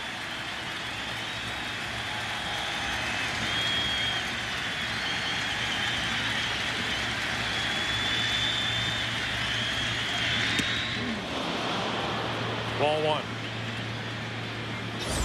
Posada almost hyperextending his left shoulder, reaching for this ball. Fine play by Posada. Keep in mind he's trying to get Pettit to keep the ball down, and you could see that grimace on Pettit's face. Clearly an overthrown fastball.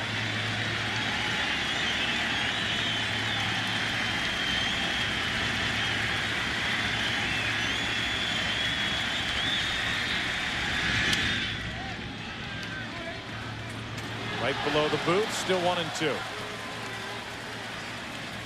Last inning, when the Marlins got the first run and only run of the night, they fouled away 7 pitches with 2 outs and 2 strikes. That hitting approach, Castillo finally broke through with a base hit through the right side. Now Encarnacion battling Pettit.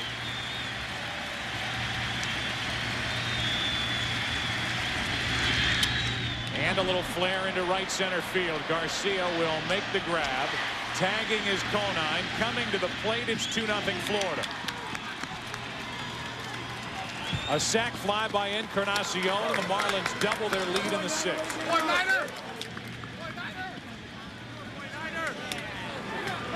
The error comes around to haunt the Yankees. An error by Jeter to start this inning on a ground ball by Conine. That looked like a changeup to Encarnacion that he lifted into right center field. Garcia's throw is late. Sometimes a third baseman will try to get in the way of the guy tagging at third base. He'll get in line with the outfielder throwing the ball to try to confuse him, to throw his timing off. That's his routine as in baseball, as double plays. That appeared what Boone was trying to do there, but no chance to get Conine.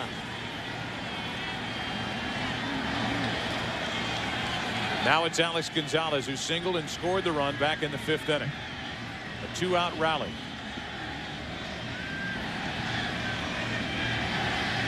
A bunt, third base side. Boone was playing back, base hit. So Gonzalez is 2 for 3, and the inning continues for Pierre. This inning turned around when Andy Pettit failed to go to third base on that bunt play. Had he done that, and it's not a sacrifice fly, the runner's on at first and third, and then of course you still have to cope with the Gonzalez bunt. But this inning could have been turned around, and the Marlins perhaps wouldn't have been able to score had Pettit gone to third with that bunt instead of second. So Mel Stoudemire will come out and talk as Jeff Nelson gets loose for the Yankees in their bullpen. Last inning, a 2-out rally, a hit by Gonzalez. Pierre, a line drive hit up the middle. Castillo, a battle and a base hit through the right side.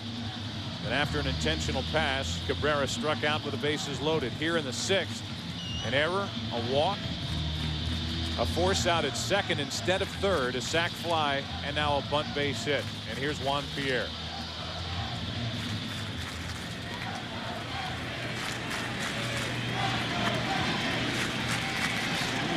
Pierre has driven in 3 runs in this World Series. Lee, the lead runner at second. Gonzalez on at first, 2 out.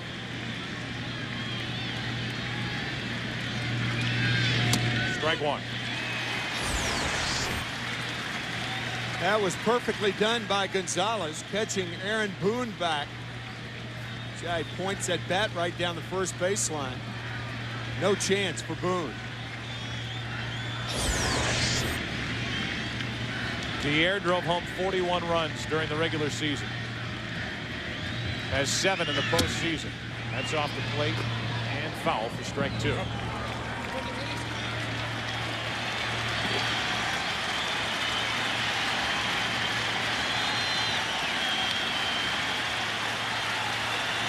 It'll be the 2, 3, and 4 hitters for New York in the bottom of the 6th inning. And Jeter is still muttering to himself after the error which started this inning.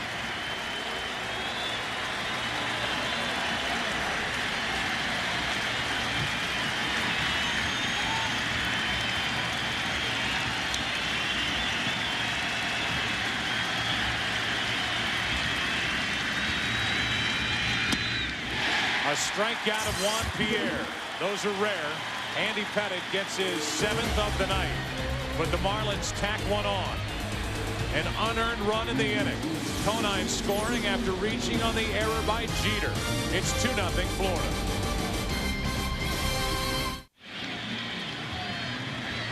All eyes are on 23-year-old Josh Beckett, pitching for the first time ever on 3 days rest. Worked on 2 days rest in Game 7 of the NLCS and pitched 4 big innings for the Marlins at Wrigley. First pitch is a strike to Nick Johnson. Cast members of That 70s Show: Mila Kunis, Danny Masterson, Wilmer Valderrama. That 70s Show premieres Wednesday night, 8 Eastern, 7 Central, right here on Fox. The 0-1 pitch. Johnson hits it in the air to right center field. Encarnacion hauls in out number 1.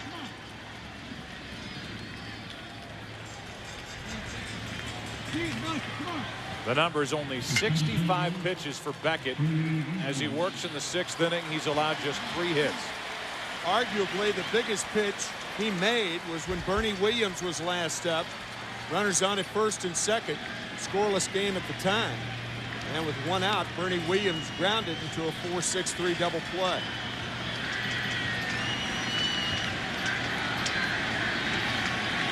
Here's Bernie with 1 out, nobody on in the 6th.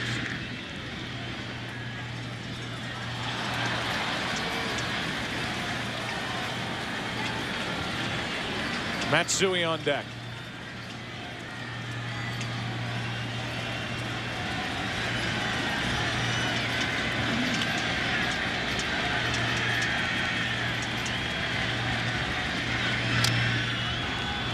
A foul ball. It's 0-2.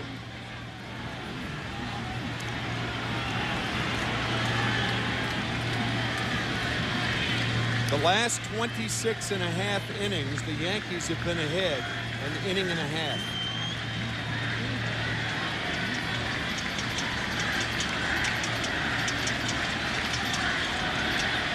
The young starters for the Marlins stepping up in this series: Pavano, Penny, and of course Beckett.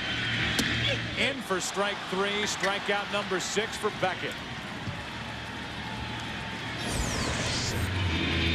What a curveball right here. Tightly wrapped on the outside part, and after 2 fastballs, Williams has no chance. Now to bring in Hideki Matsui.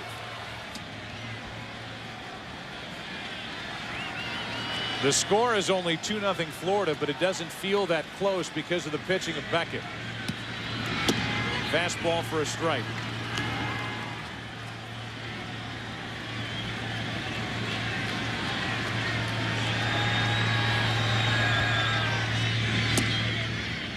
Outside, 1 ball, 1 strike. In 1999, the Yankees were in the middle year of winning 3 consecutive World Championships.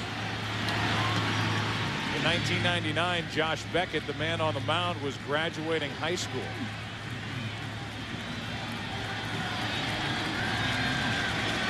A chance for a 1-2-3 inning against Johnson, Williams, and Matsui. With his eyes set on being another Roger Clemens. Making these Yankee hitters look bad as he goes through the lineup time after time. 7 strikeouts. 6 shutout innings in the books for Josh Beckett. 2-0 Florida after 6. Back after this from your local station.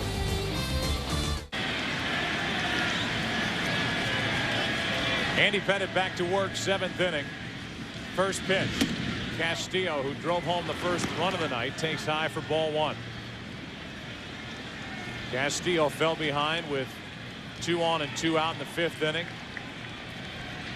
Down in the count, 0-2, battled and got the base hit through the right side. He takes low. It's 2-0. Andy Pettitte could not pitch around an error to start the inning last inning. And with Rodriguez and Cabrera to follow, here comes a 2-0 pitch to Luis Castillo. Marlins up 2-0. That's a strike. 2-1. Marlins took game 1. The Yankees behind Pettitte won game 2. Behind Mike Mussina, it was a game 3 victory for the Yankees down in Florida.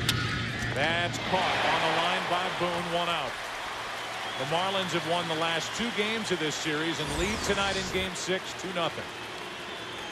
Aaron Boone playing shallow. Had he not been playing shallow, that might have been a very difficult hop, but he's playing shallow for the bunt and catches it before it hits the ground.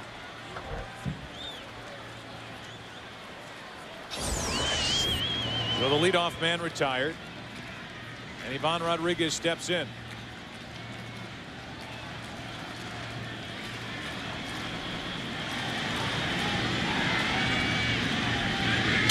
Back to Pettitte. 2 out.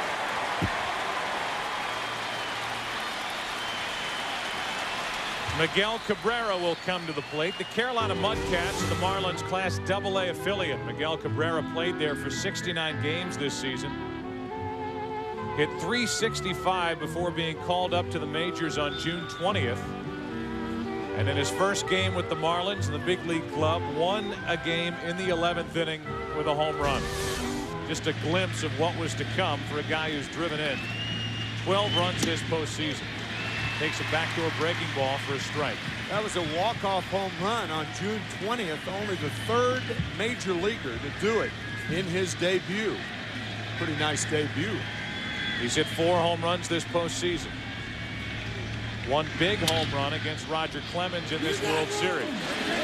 Lined into right, and the top of the 7th inning is history. The Yankees will have Posada, Giambi, and Garcia coming up. We are going to stay here at Yankee Stadium as Ronan Tynan again makes his entrance and will perform for us all. God bless America. Ladies and gentlemen, will you please rise? And please offer a moment of silent prayer as we remember the service men and women who are stationed around the globe. And also remember those who have lost their lives defending our freedom and our way of life. Please direct your attention now to the microphone behind home plate and welcome world-renowned Irish tenor Ronan Tynan. He will now sing God Bless America. While the storm clouds gather far across the sea, let us swear allegiance to a land that's free. Let us all be grateful for a land so fair as we raise our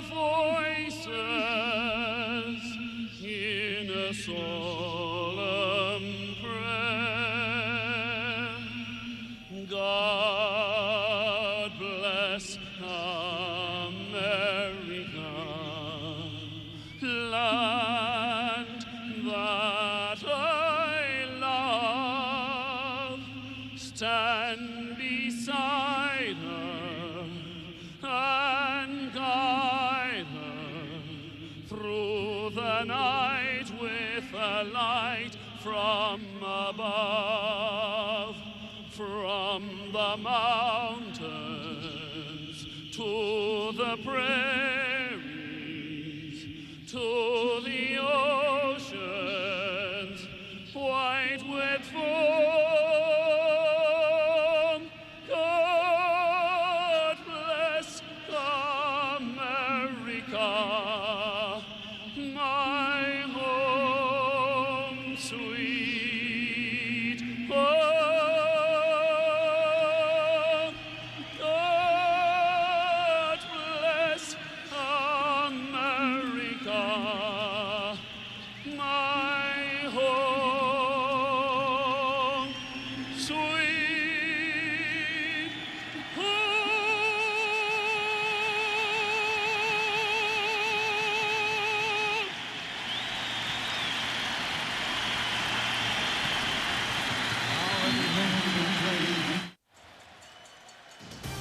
The World Series on Fox is brought to you by Bud Light. For the great taste that won't fill you up and never let you down, make it a Bud Light.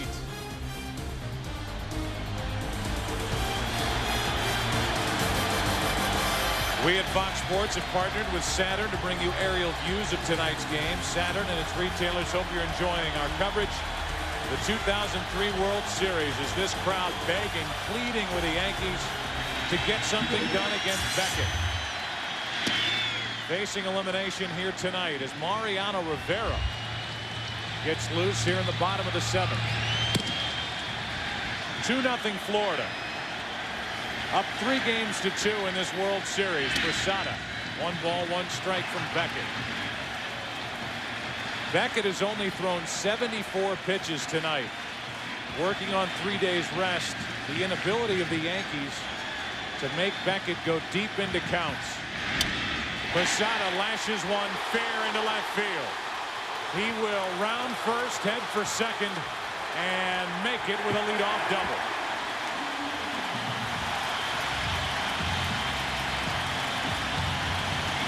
I believe that was a changeup. Watch how Posada slows the bat down and goes the other way. It was a changeup. Posada with his body out in front hits it the other way. That's a fine piece of hitting by Jorge Posada. Now Giambi. Tying run at the plate for New York in the seventh. Strike one, 96 from Beckett.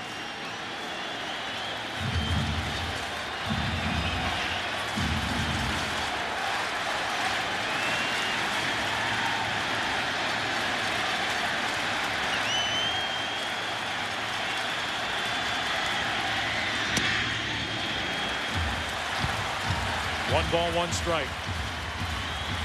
Garcia and Boone to follow.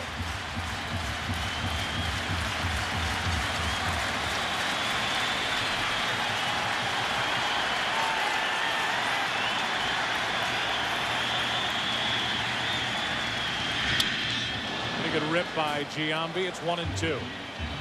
Coming into this game, there were no restrictions on Beckett. No magical pitch counts. Jack McKeon saying if Beckett was effective, he can go all 9.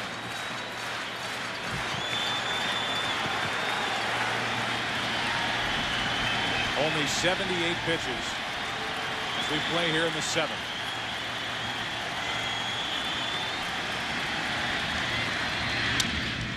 The opposite way. Lowell makes the play, 1 out. Giambi fails to advance the runner. Standing at second is Posada. 1 out. If the Marlins played Jason Giambi like most American League clubs did, that would have been a base hit, because the third baseman Mike Lowell would have been in the shortstop position. That's a great point. We've seen infields overload to the right side of the diamond. But with the runner at second, Posada, Lowell is in a rather typical third base position and makes the play easily. Giambi rarely goes that way. Now it's Kareem Garcia. 1 for 2 this evening. He's had pretty good hacks against Beckett tonight, a guy who started the season in Buffalo, AAA for Cleveland. Ruben Sierra has come into the on-deck circle, with Boone the next scheduled hitter. And Rivera getting ready in the bullpen, so Joe Torre isn't going to wait around. Garcia now, Sierra next. Rivera may be the pitcher if the Yankees fail to score here in the bottom of the 7th. I think so. You know, he goes 2 innings, try to keep. He's the best man to keep the Marlins from scoring again. And then with that, Joe Torre probably hoping that the Yankees can muster something over the next 2 2/3 innings.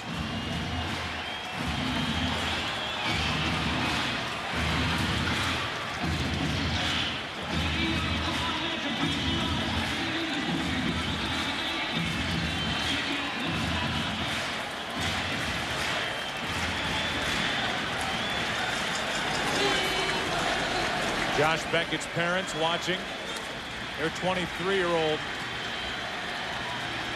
pitch with a 7th inning lead here in game 6, 2-0. The curveball makes it 0-2.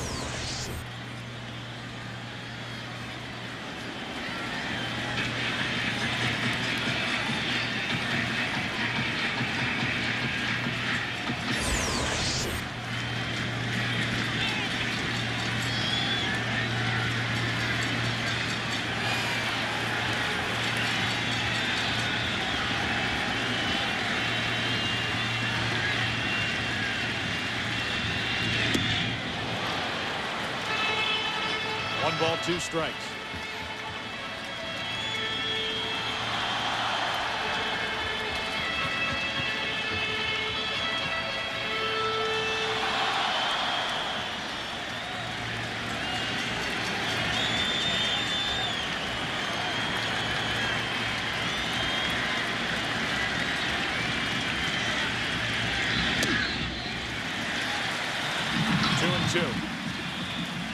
Looked like Beckett overthrew the changeup, and then he overthrew the fastball, and the edge is lost. It was 0-2.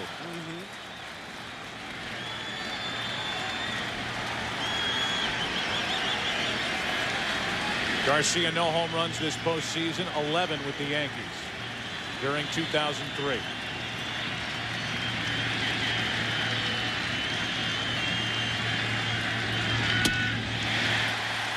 Full count.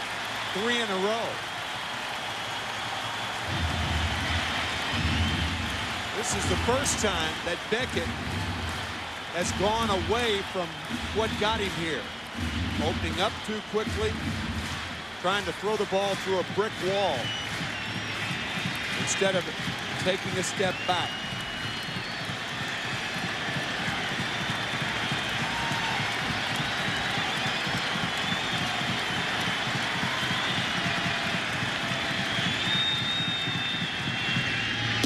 Got him. 2 out. 8th strikeout for Josh Beckett. Kareem Garcia, along with everybody else, looking for the fastball, and he didn't get it. 3-2. Breaking ball. Breaking ball. Now he's in the hole, 0-2. That's the pitch Joe was talking about. Fastball misses. The 2-2 breaking ball is high. Blocked it.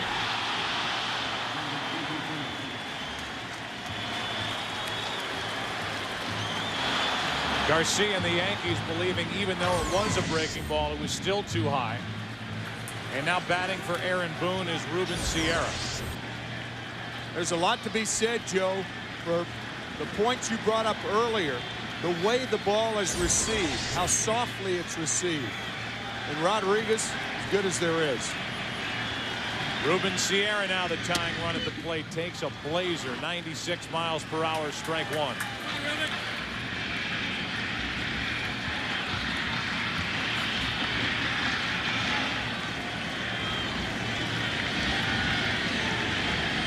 A leadoff double by Posada. He has not budged. A changeup to make it 0-2.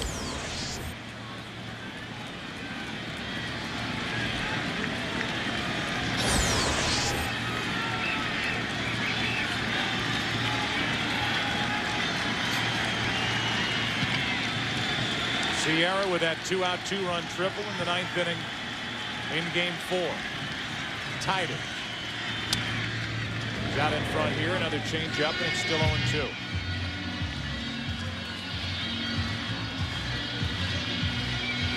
This game is only in the 7th. The Yankees got a leadoff double. Giambi did not pull Beckett, advance the runner. Garcia struck out.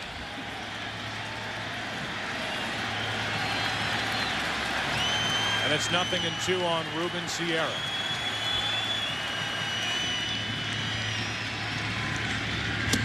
Inning over. Another strikeout for Josh Beckett.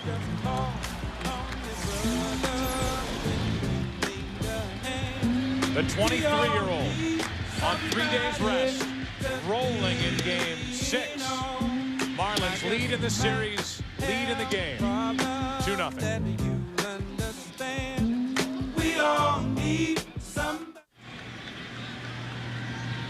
Andy Pettitte is finished, went 7, allowed 2 runs, 1 earned. That's it. 6 hits, 3 walks, 7 strikeouts, but it's the pitching of Josh Beckett that is the difference tonight. Sierra stays in the game. He's in right. Enrique Wilson comes into the game to take over for Aaron Boone defensively. He's at 3rd and batting 7th. And here's Mariano Rivera trying to just keep it a 2-0 game.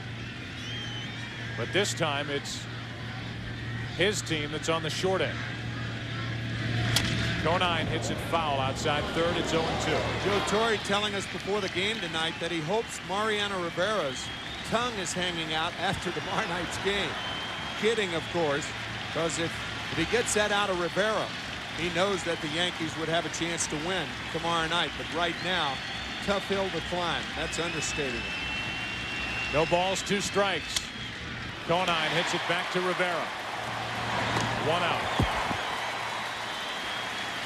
Conine 0 for 4 tonight. And we asked the Sprint Virtual Manager question, is it a disadvantage pitching with 3 days rest in the World Series? 52% of you say no, and the work done by Josh Beckett tonight would support it. 3 days rest. Tim mentioned over the last 5 postseasons, starters going on 3 days rest, 6-20 with an ERA of 5.93. But Josh Beckett isn't in that pool. Josh Beckett has gone 7, allowed no runs on 4 hits, and struck out 9.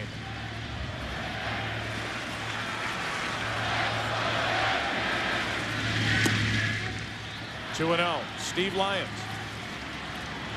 Hey guys, Marlins owner Jeffrey Loria, when he comes to the ballpark here in Yankee Stadium, doesn't sit behind home plate with Billy Crystal or Sarah Jessica Parker. He sits in the seats that he's owned here since 1997, his own seats that he keeps for himself and his family.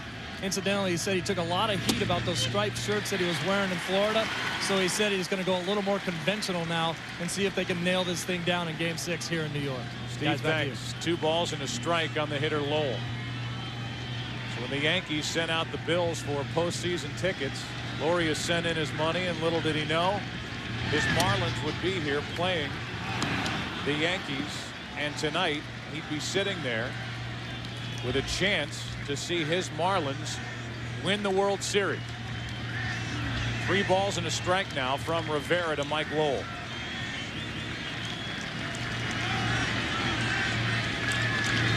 Hard hit off the glove of Enrique Wilson, and Mike Lowell is on with 1 out here in the 8th.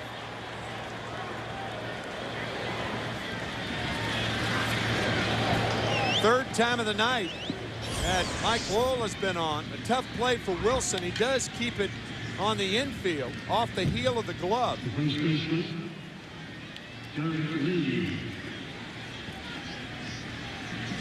Has not been scored yet, but a very difficult play. Even if he comes up with it, I don't think he throws Lowell out, and it has properly, in my view, and scored a hit. So 1-on-1 out for Derek Lee. Rivera misses inside, ball 1.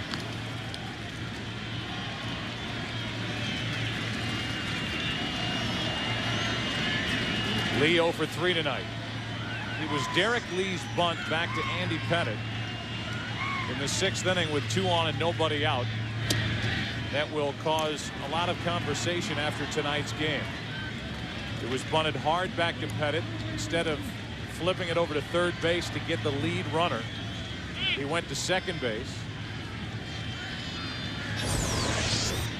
Here's the bunt. Runners at first and second, nobody out. Yankees were down 1-0 at the time, and instead of going to third, he went to second. Yankees could not turn the double play. It ended up first and third, and what followed, a sac fly to right by Encarnacion to make it 2-0.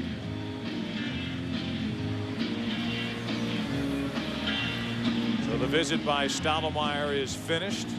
We'll tell you the new MLB Authentic Collection performance batting practice jerseys and caps are here. Now anyone can get them. Just visit MLB.com. 2 balls, no strikes on Derek Lee.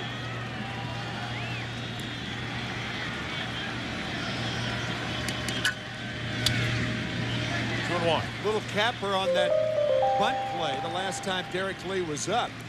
If the Yankees were thinking about double play, Lee runs too well to be doubled on a ball like that. Too much to do. So once again, the play was to third base.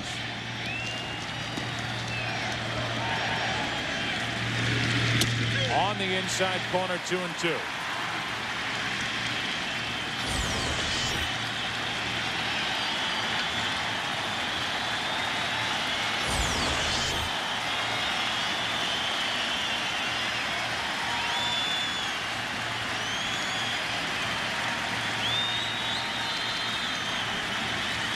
Runner goes.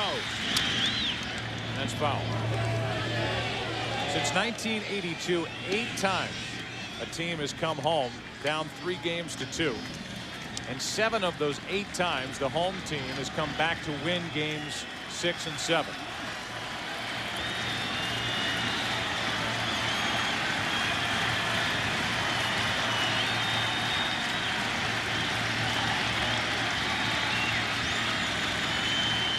Up 3-2. The Marlins lead here in game 6, 2-0 in the 8th. Lee strikes out, 2 out.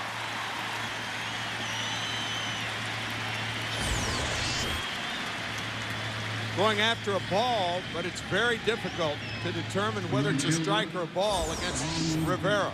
Ball is on top of you in a hurry. What an odd situation to see Mariano Rivera out there with the score 2-0 against the Yankees. The Yankees in the bottom of this 8th will have Soriano, Jeter, and Nick Johnson. If anybody gets on, Bernie Williams.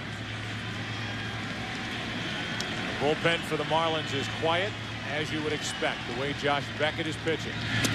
Encarnacion takes a ball. A sac fly for Encarnacion back in the 6th.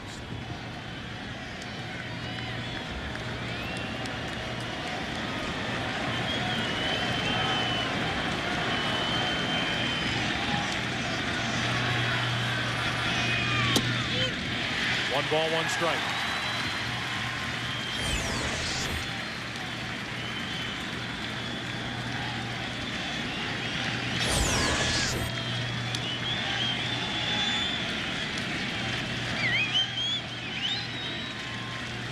Andy Pettit threw 106 pitches while he was in there.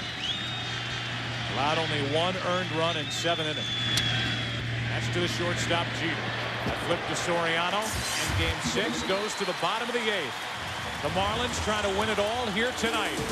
Lead behind Josh Beckett, 2-0.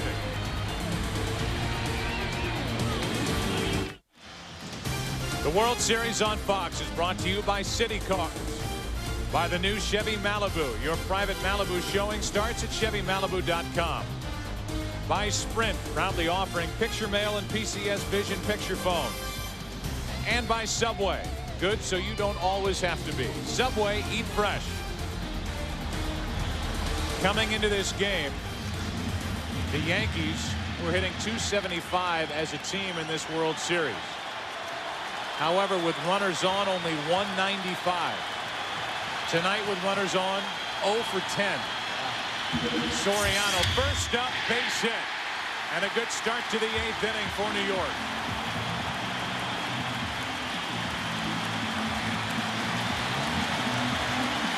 So you say, but it was a good start to the 7th inning for New York when they doubled.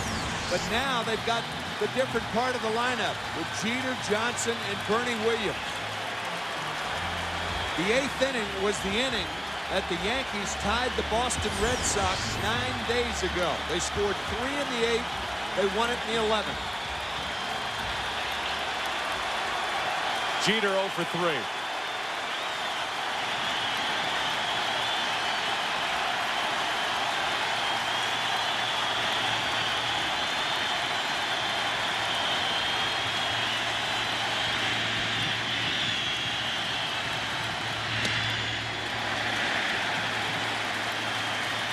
Action starts for the Marlins out in their bullpen. It's Jeter now, Nick Johnson on deck. It's the rookie Dontrelle Willis getting loose.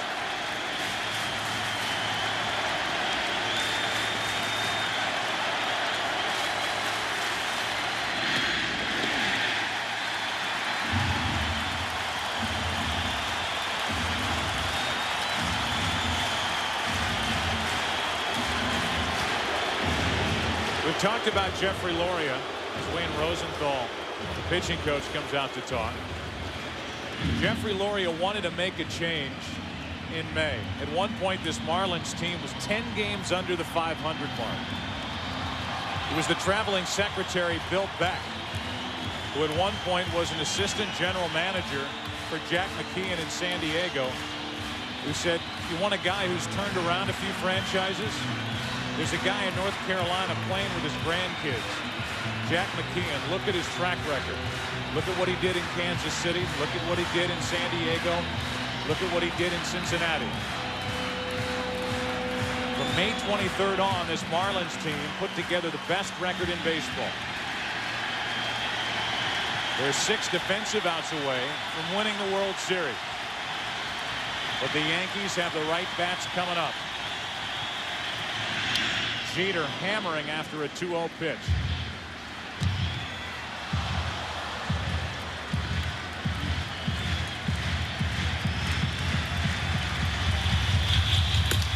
Urbina and Dontrelle Willis.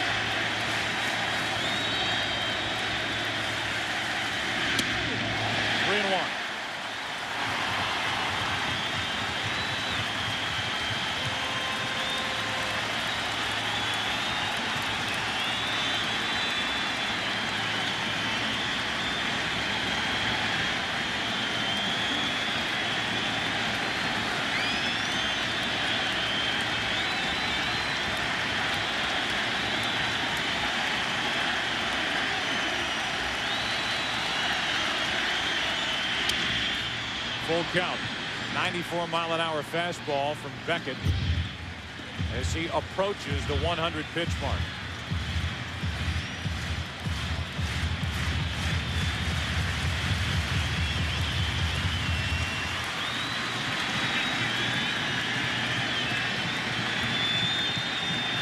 Because of the hitter, I think you send the runner here. Jeter is a guy who makes contact. Soriano with great speed. The one thing you can't be is picked off in this situation.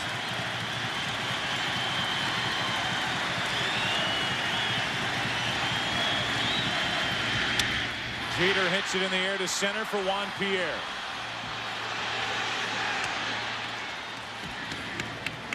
Now 0 for 11 with runners on are the Yankees here in Game 6. 1 on, 1 out, and Nick Johnson coming up. And Soriano wasn't running then. It's a moot point since Jeter flies out. Perhaps Joe Torre wanted Jeter to get a good look at it. He did, hit it fairly well, but hauled in by Pierre.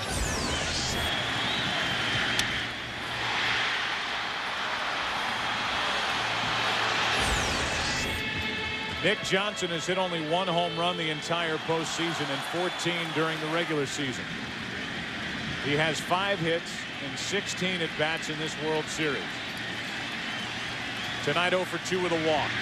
Ball 1. Beckett lost his footing around the mound. That ball stayed up and away, and now Josh doing a little gardening.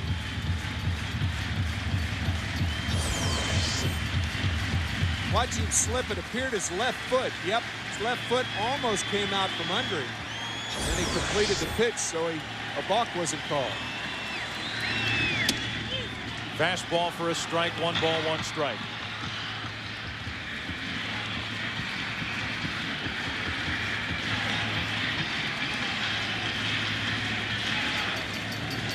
Bernie Williams waits to hit next.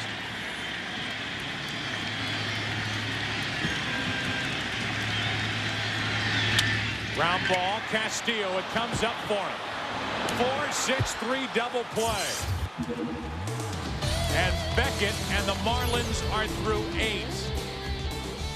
We go to the 9th inning of Game 6. Marlins up 3 games to 2. They lead it 2-0.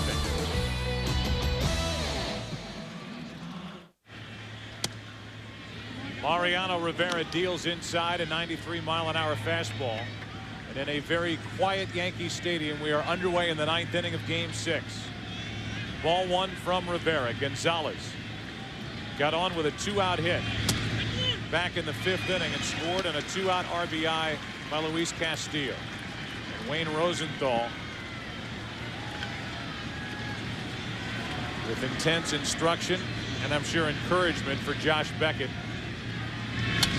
as they are quiet now in the Marlin bullpen. That's into left center field off the bat of Gonzalez and caught by Bernie Williams.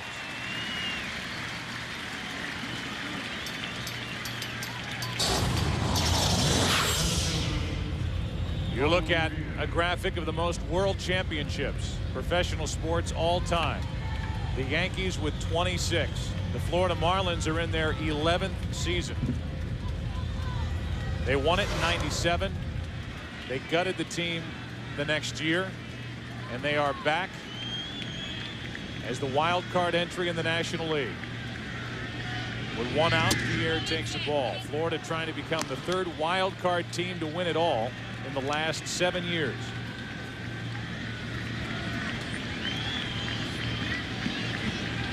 They battled the Philadelphia Phillies in September and ended up 4 games better than Houston as that bunt rolls foul.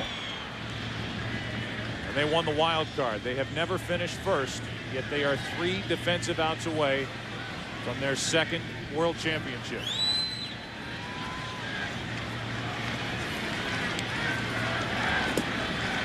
The Yankees in the bottom of the 9th inning will have the heart of their lineup: Bernie Williams, Hideki Matsui, and Jorge Posada. Tonight 0 for 12 with runners on are the Yankees at the plate against Josh Beckett.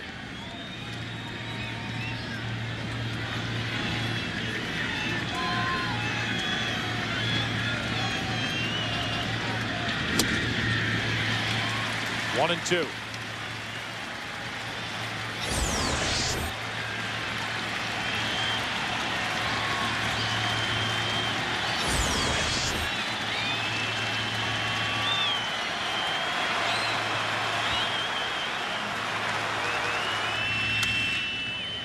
Just able to get a piece on an awkward swing as Juan Pierre. That has almost become a routine swing against Rivera by left-handed batters who just chews you up inside. Struck out for only the 3rd time this postseason, his last time up. There's Pierre again, just getting a piece of it. You think about these Marlins in the division series. Game 2, they were down 4-1 in the 5th inning to San Francisco. They came back to win it. Game 3, down 3-2. Came back to win in the 11th inning.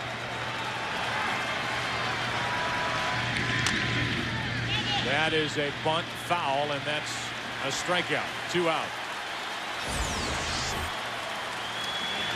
So Pierre, futile in trying to hit that cutter inside, fouls it off, and he's a strikeout victim.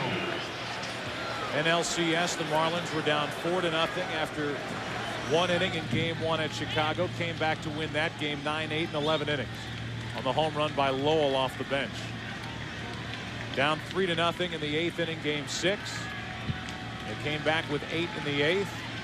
Lost a lead, then fought back. Took the lead in Game 7 and hung on. Josh Beckett throwing 4 innings in Game 7 that night in Chicago. And now Beckett and these Marlins lead 2-0 in the 9th inning of Game 6. Castillo lines to Jeter, and that sets the stage for the bottom of the 9th inning. The Yankees fighting, trying to make this series continue tomorrow night. The Marlins 3 outs away from a World Series title behind Beckett, leading 2-0 here at Yankee Stadium.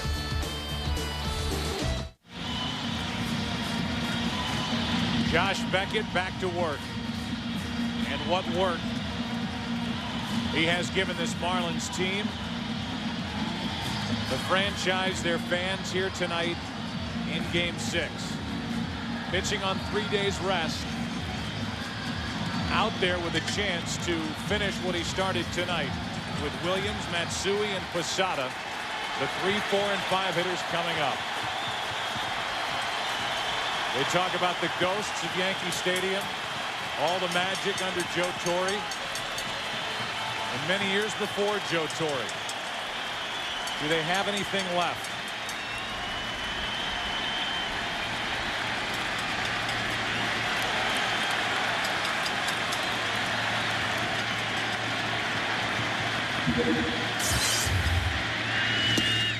Ball 1.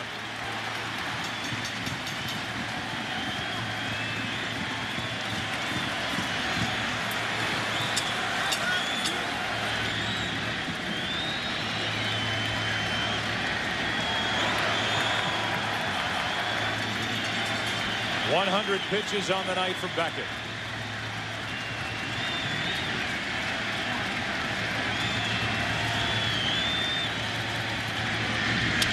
To the right side and foul. 1 ball, 1 strike.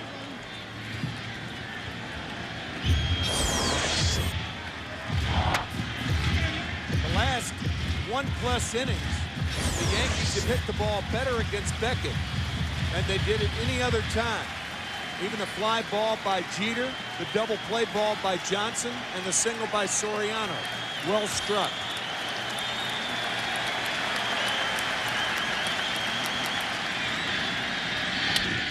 Williams goes the opposite way, and it's Cabrera. Back to get it 1 out. The Marlins are 2 outs away.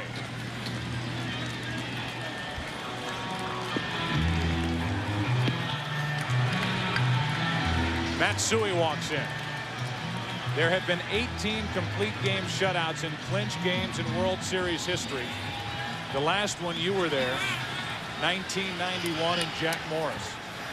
10-inning game won by Gene Larkin with the outfield and infield drawn in the 10th inning. Strike 1 on the outside corner to Matsui.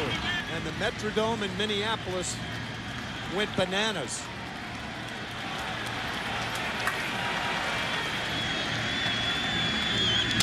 Matsui into left field. Cabrera back a few, 2 out.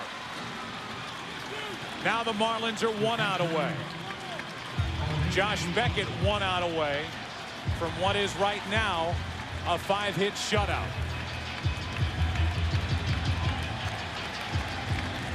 Jorge Posada, the last hope for the Yankees here in the 9th inning, trying to extend it. If he can, Giambi waits to hit next.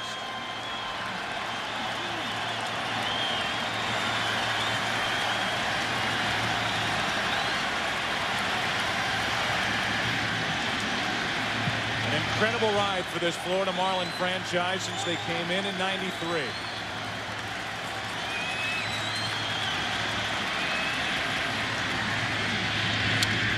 Swinging at the first pitch and fouling it back. Posada, strike 1. May have been ball 1 too. We've talked about it many times about taking that first pitch when you're down by more than 1 in the 9th inning.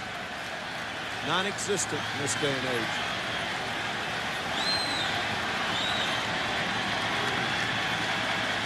Two out, bases empty. Josh Beckett. 1 ball, 1 strike. The exuberance of being an expansion franchise in '93, winning it in '97, gutting the team the next season.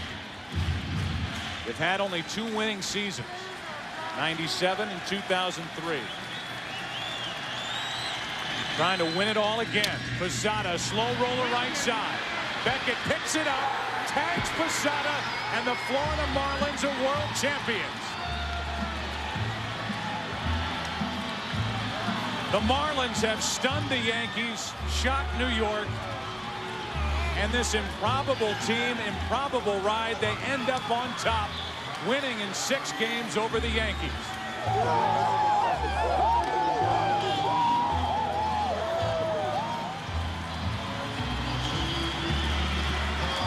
And all that's left in this historic stadium is ghostly silence.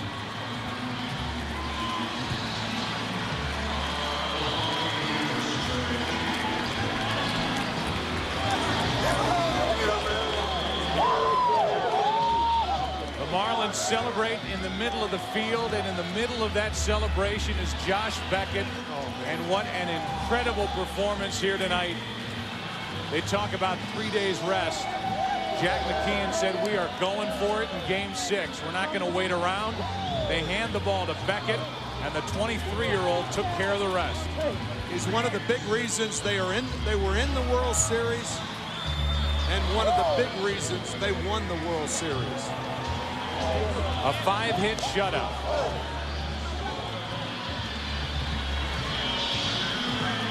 And that stunned look all over Yankee Stadium. Whether it's Brian Cashman, the general manager, or the Yankees that still remain in the dugout, it's the Florida Marlins that end up winning it. And for the first time since 1981, a series ends here at Yankee Stadium, and it's not the Yankees who win it. Jack McKeon, the 72-year-old manager, Dontrell Willis, those 2 guys injected life into this franchise in mid-May. Jack McKeon winning his first championship ever, and it comes after getting a call to his home in North Carolina, playing with the grandkids, and he said, what the heck? We'll take a shot, and he turned this franchise around. He went from playing with the grandkids to managing the kids in Florida. A historic performance by Josh Beckett. And how did it end? With a ball in his glove. It was all in his hands tonight. And the tag of Jorge Posada, Beckett, and the Marlins are world champions. Ivan Rodriguez, how many times with the Rangers had he been frustrated by the Yankees?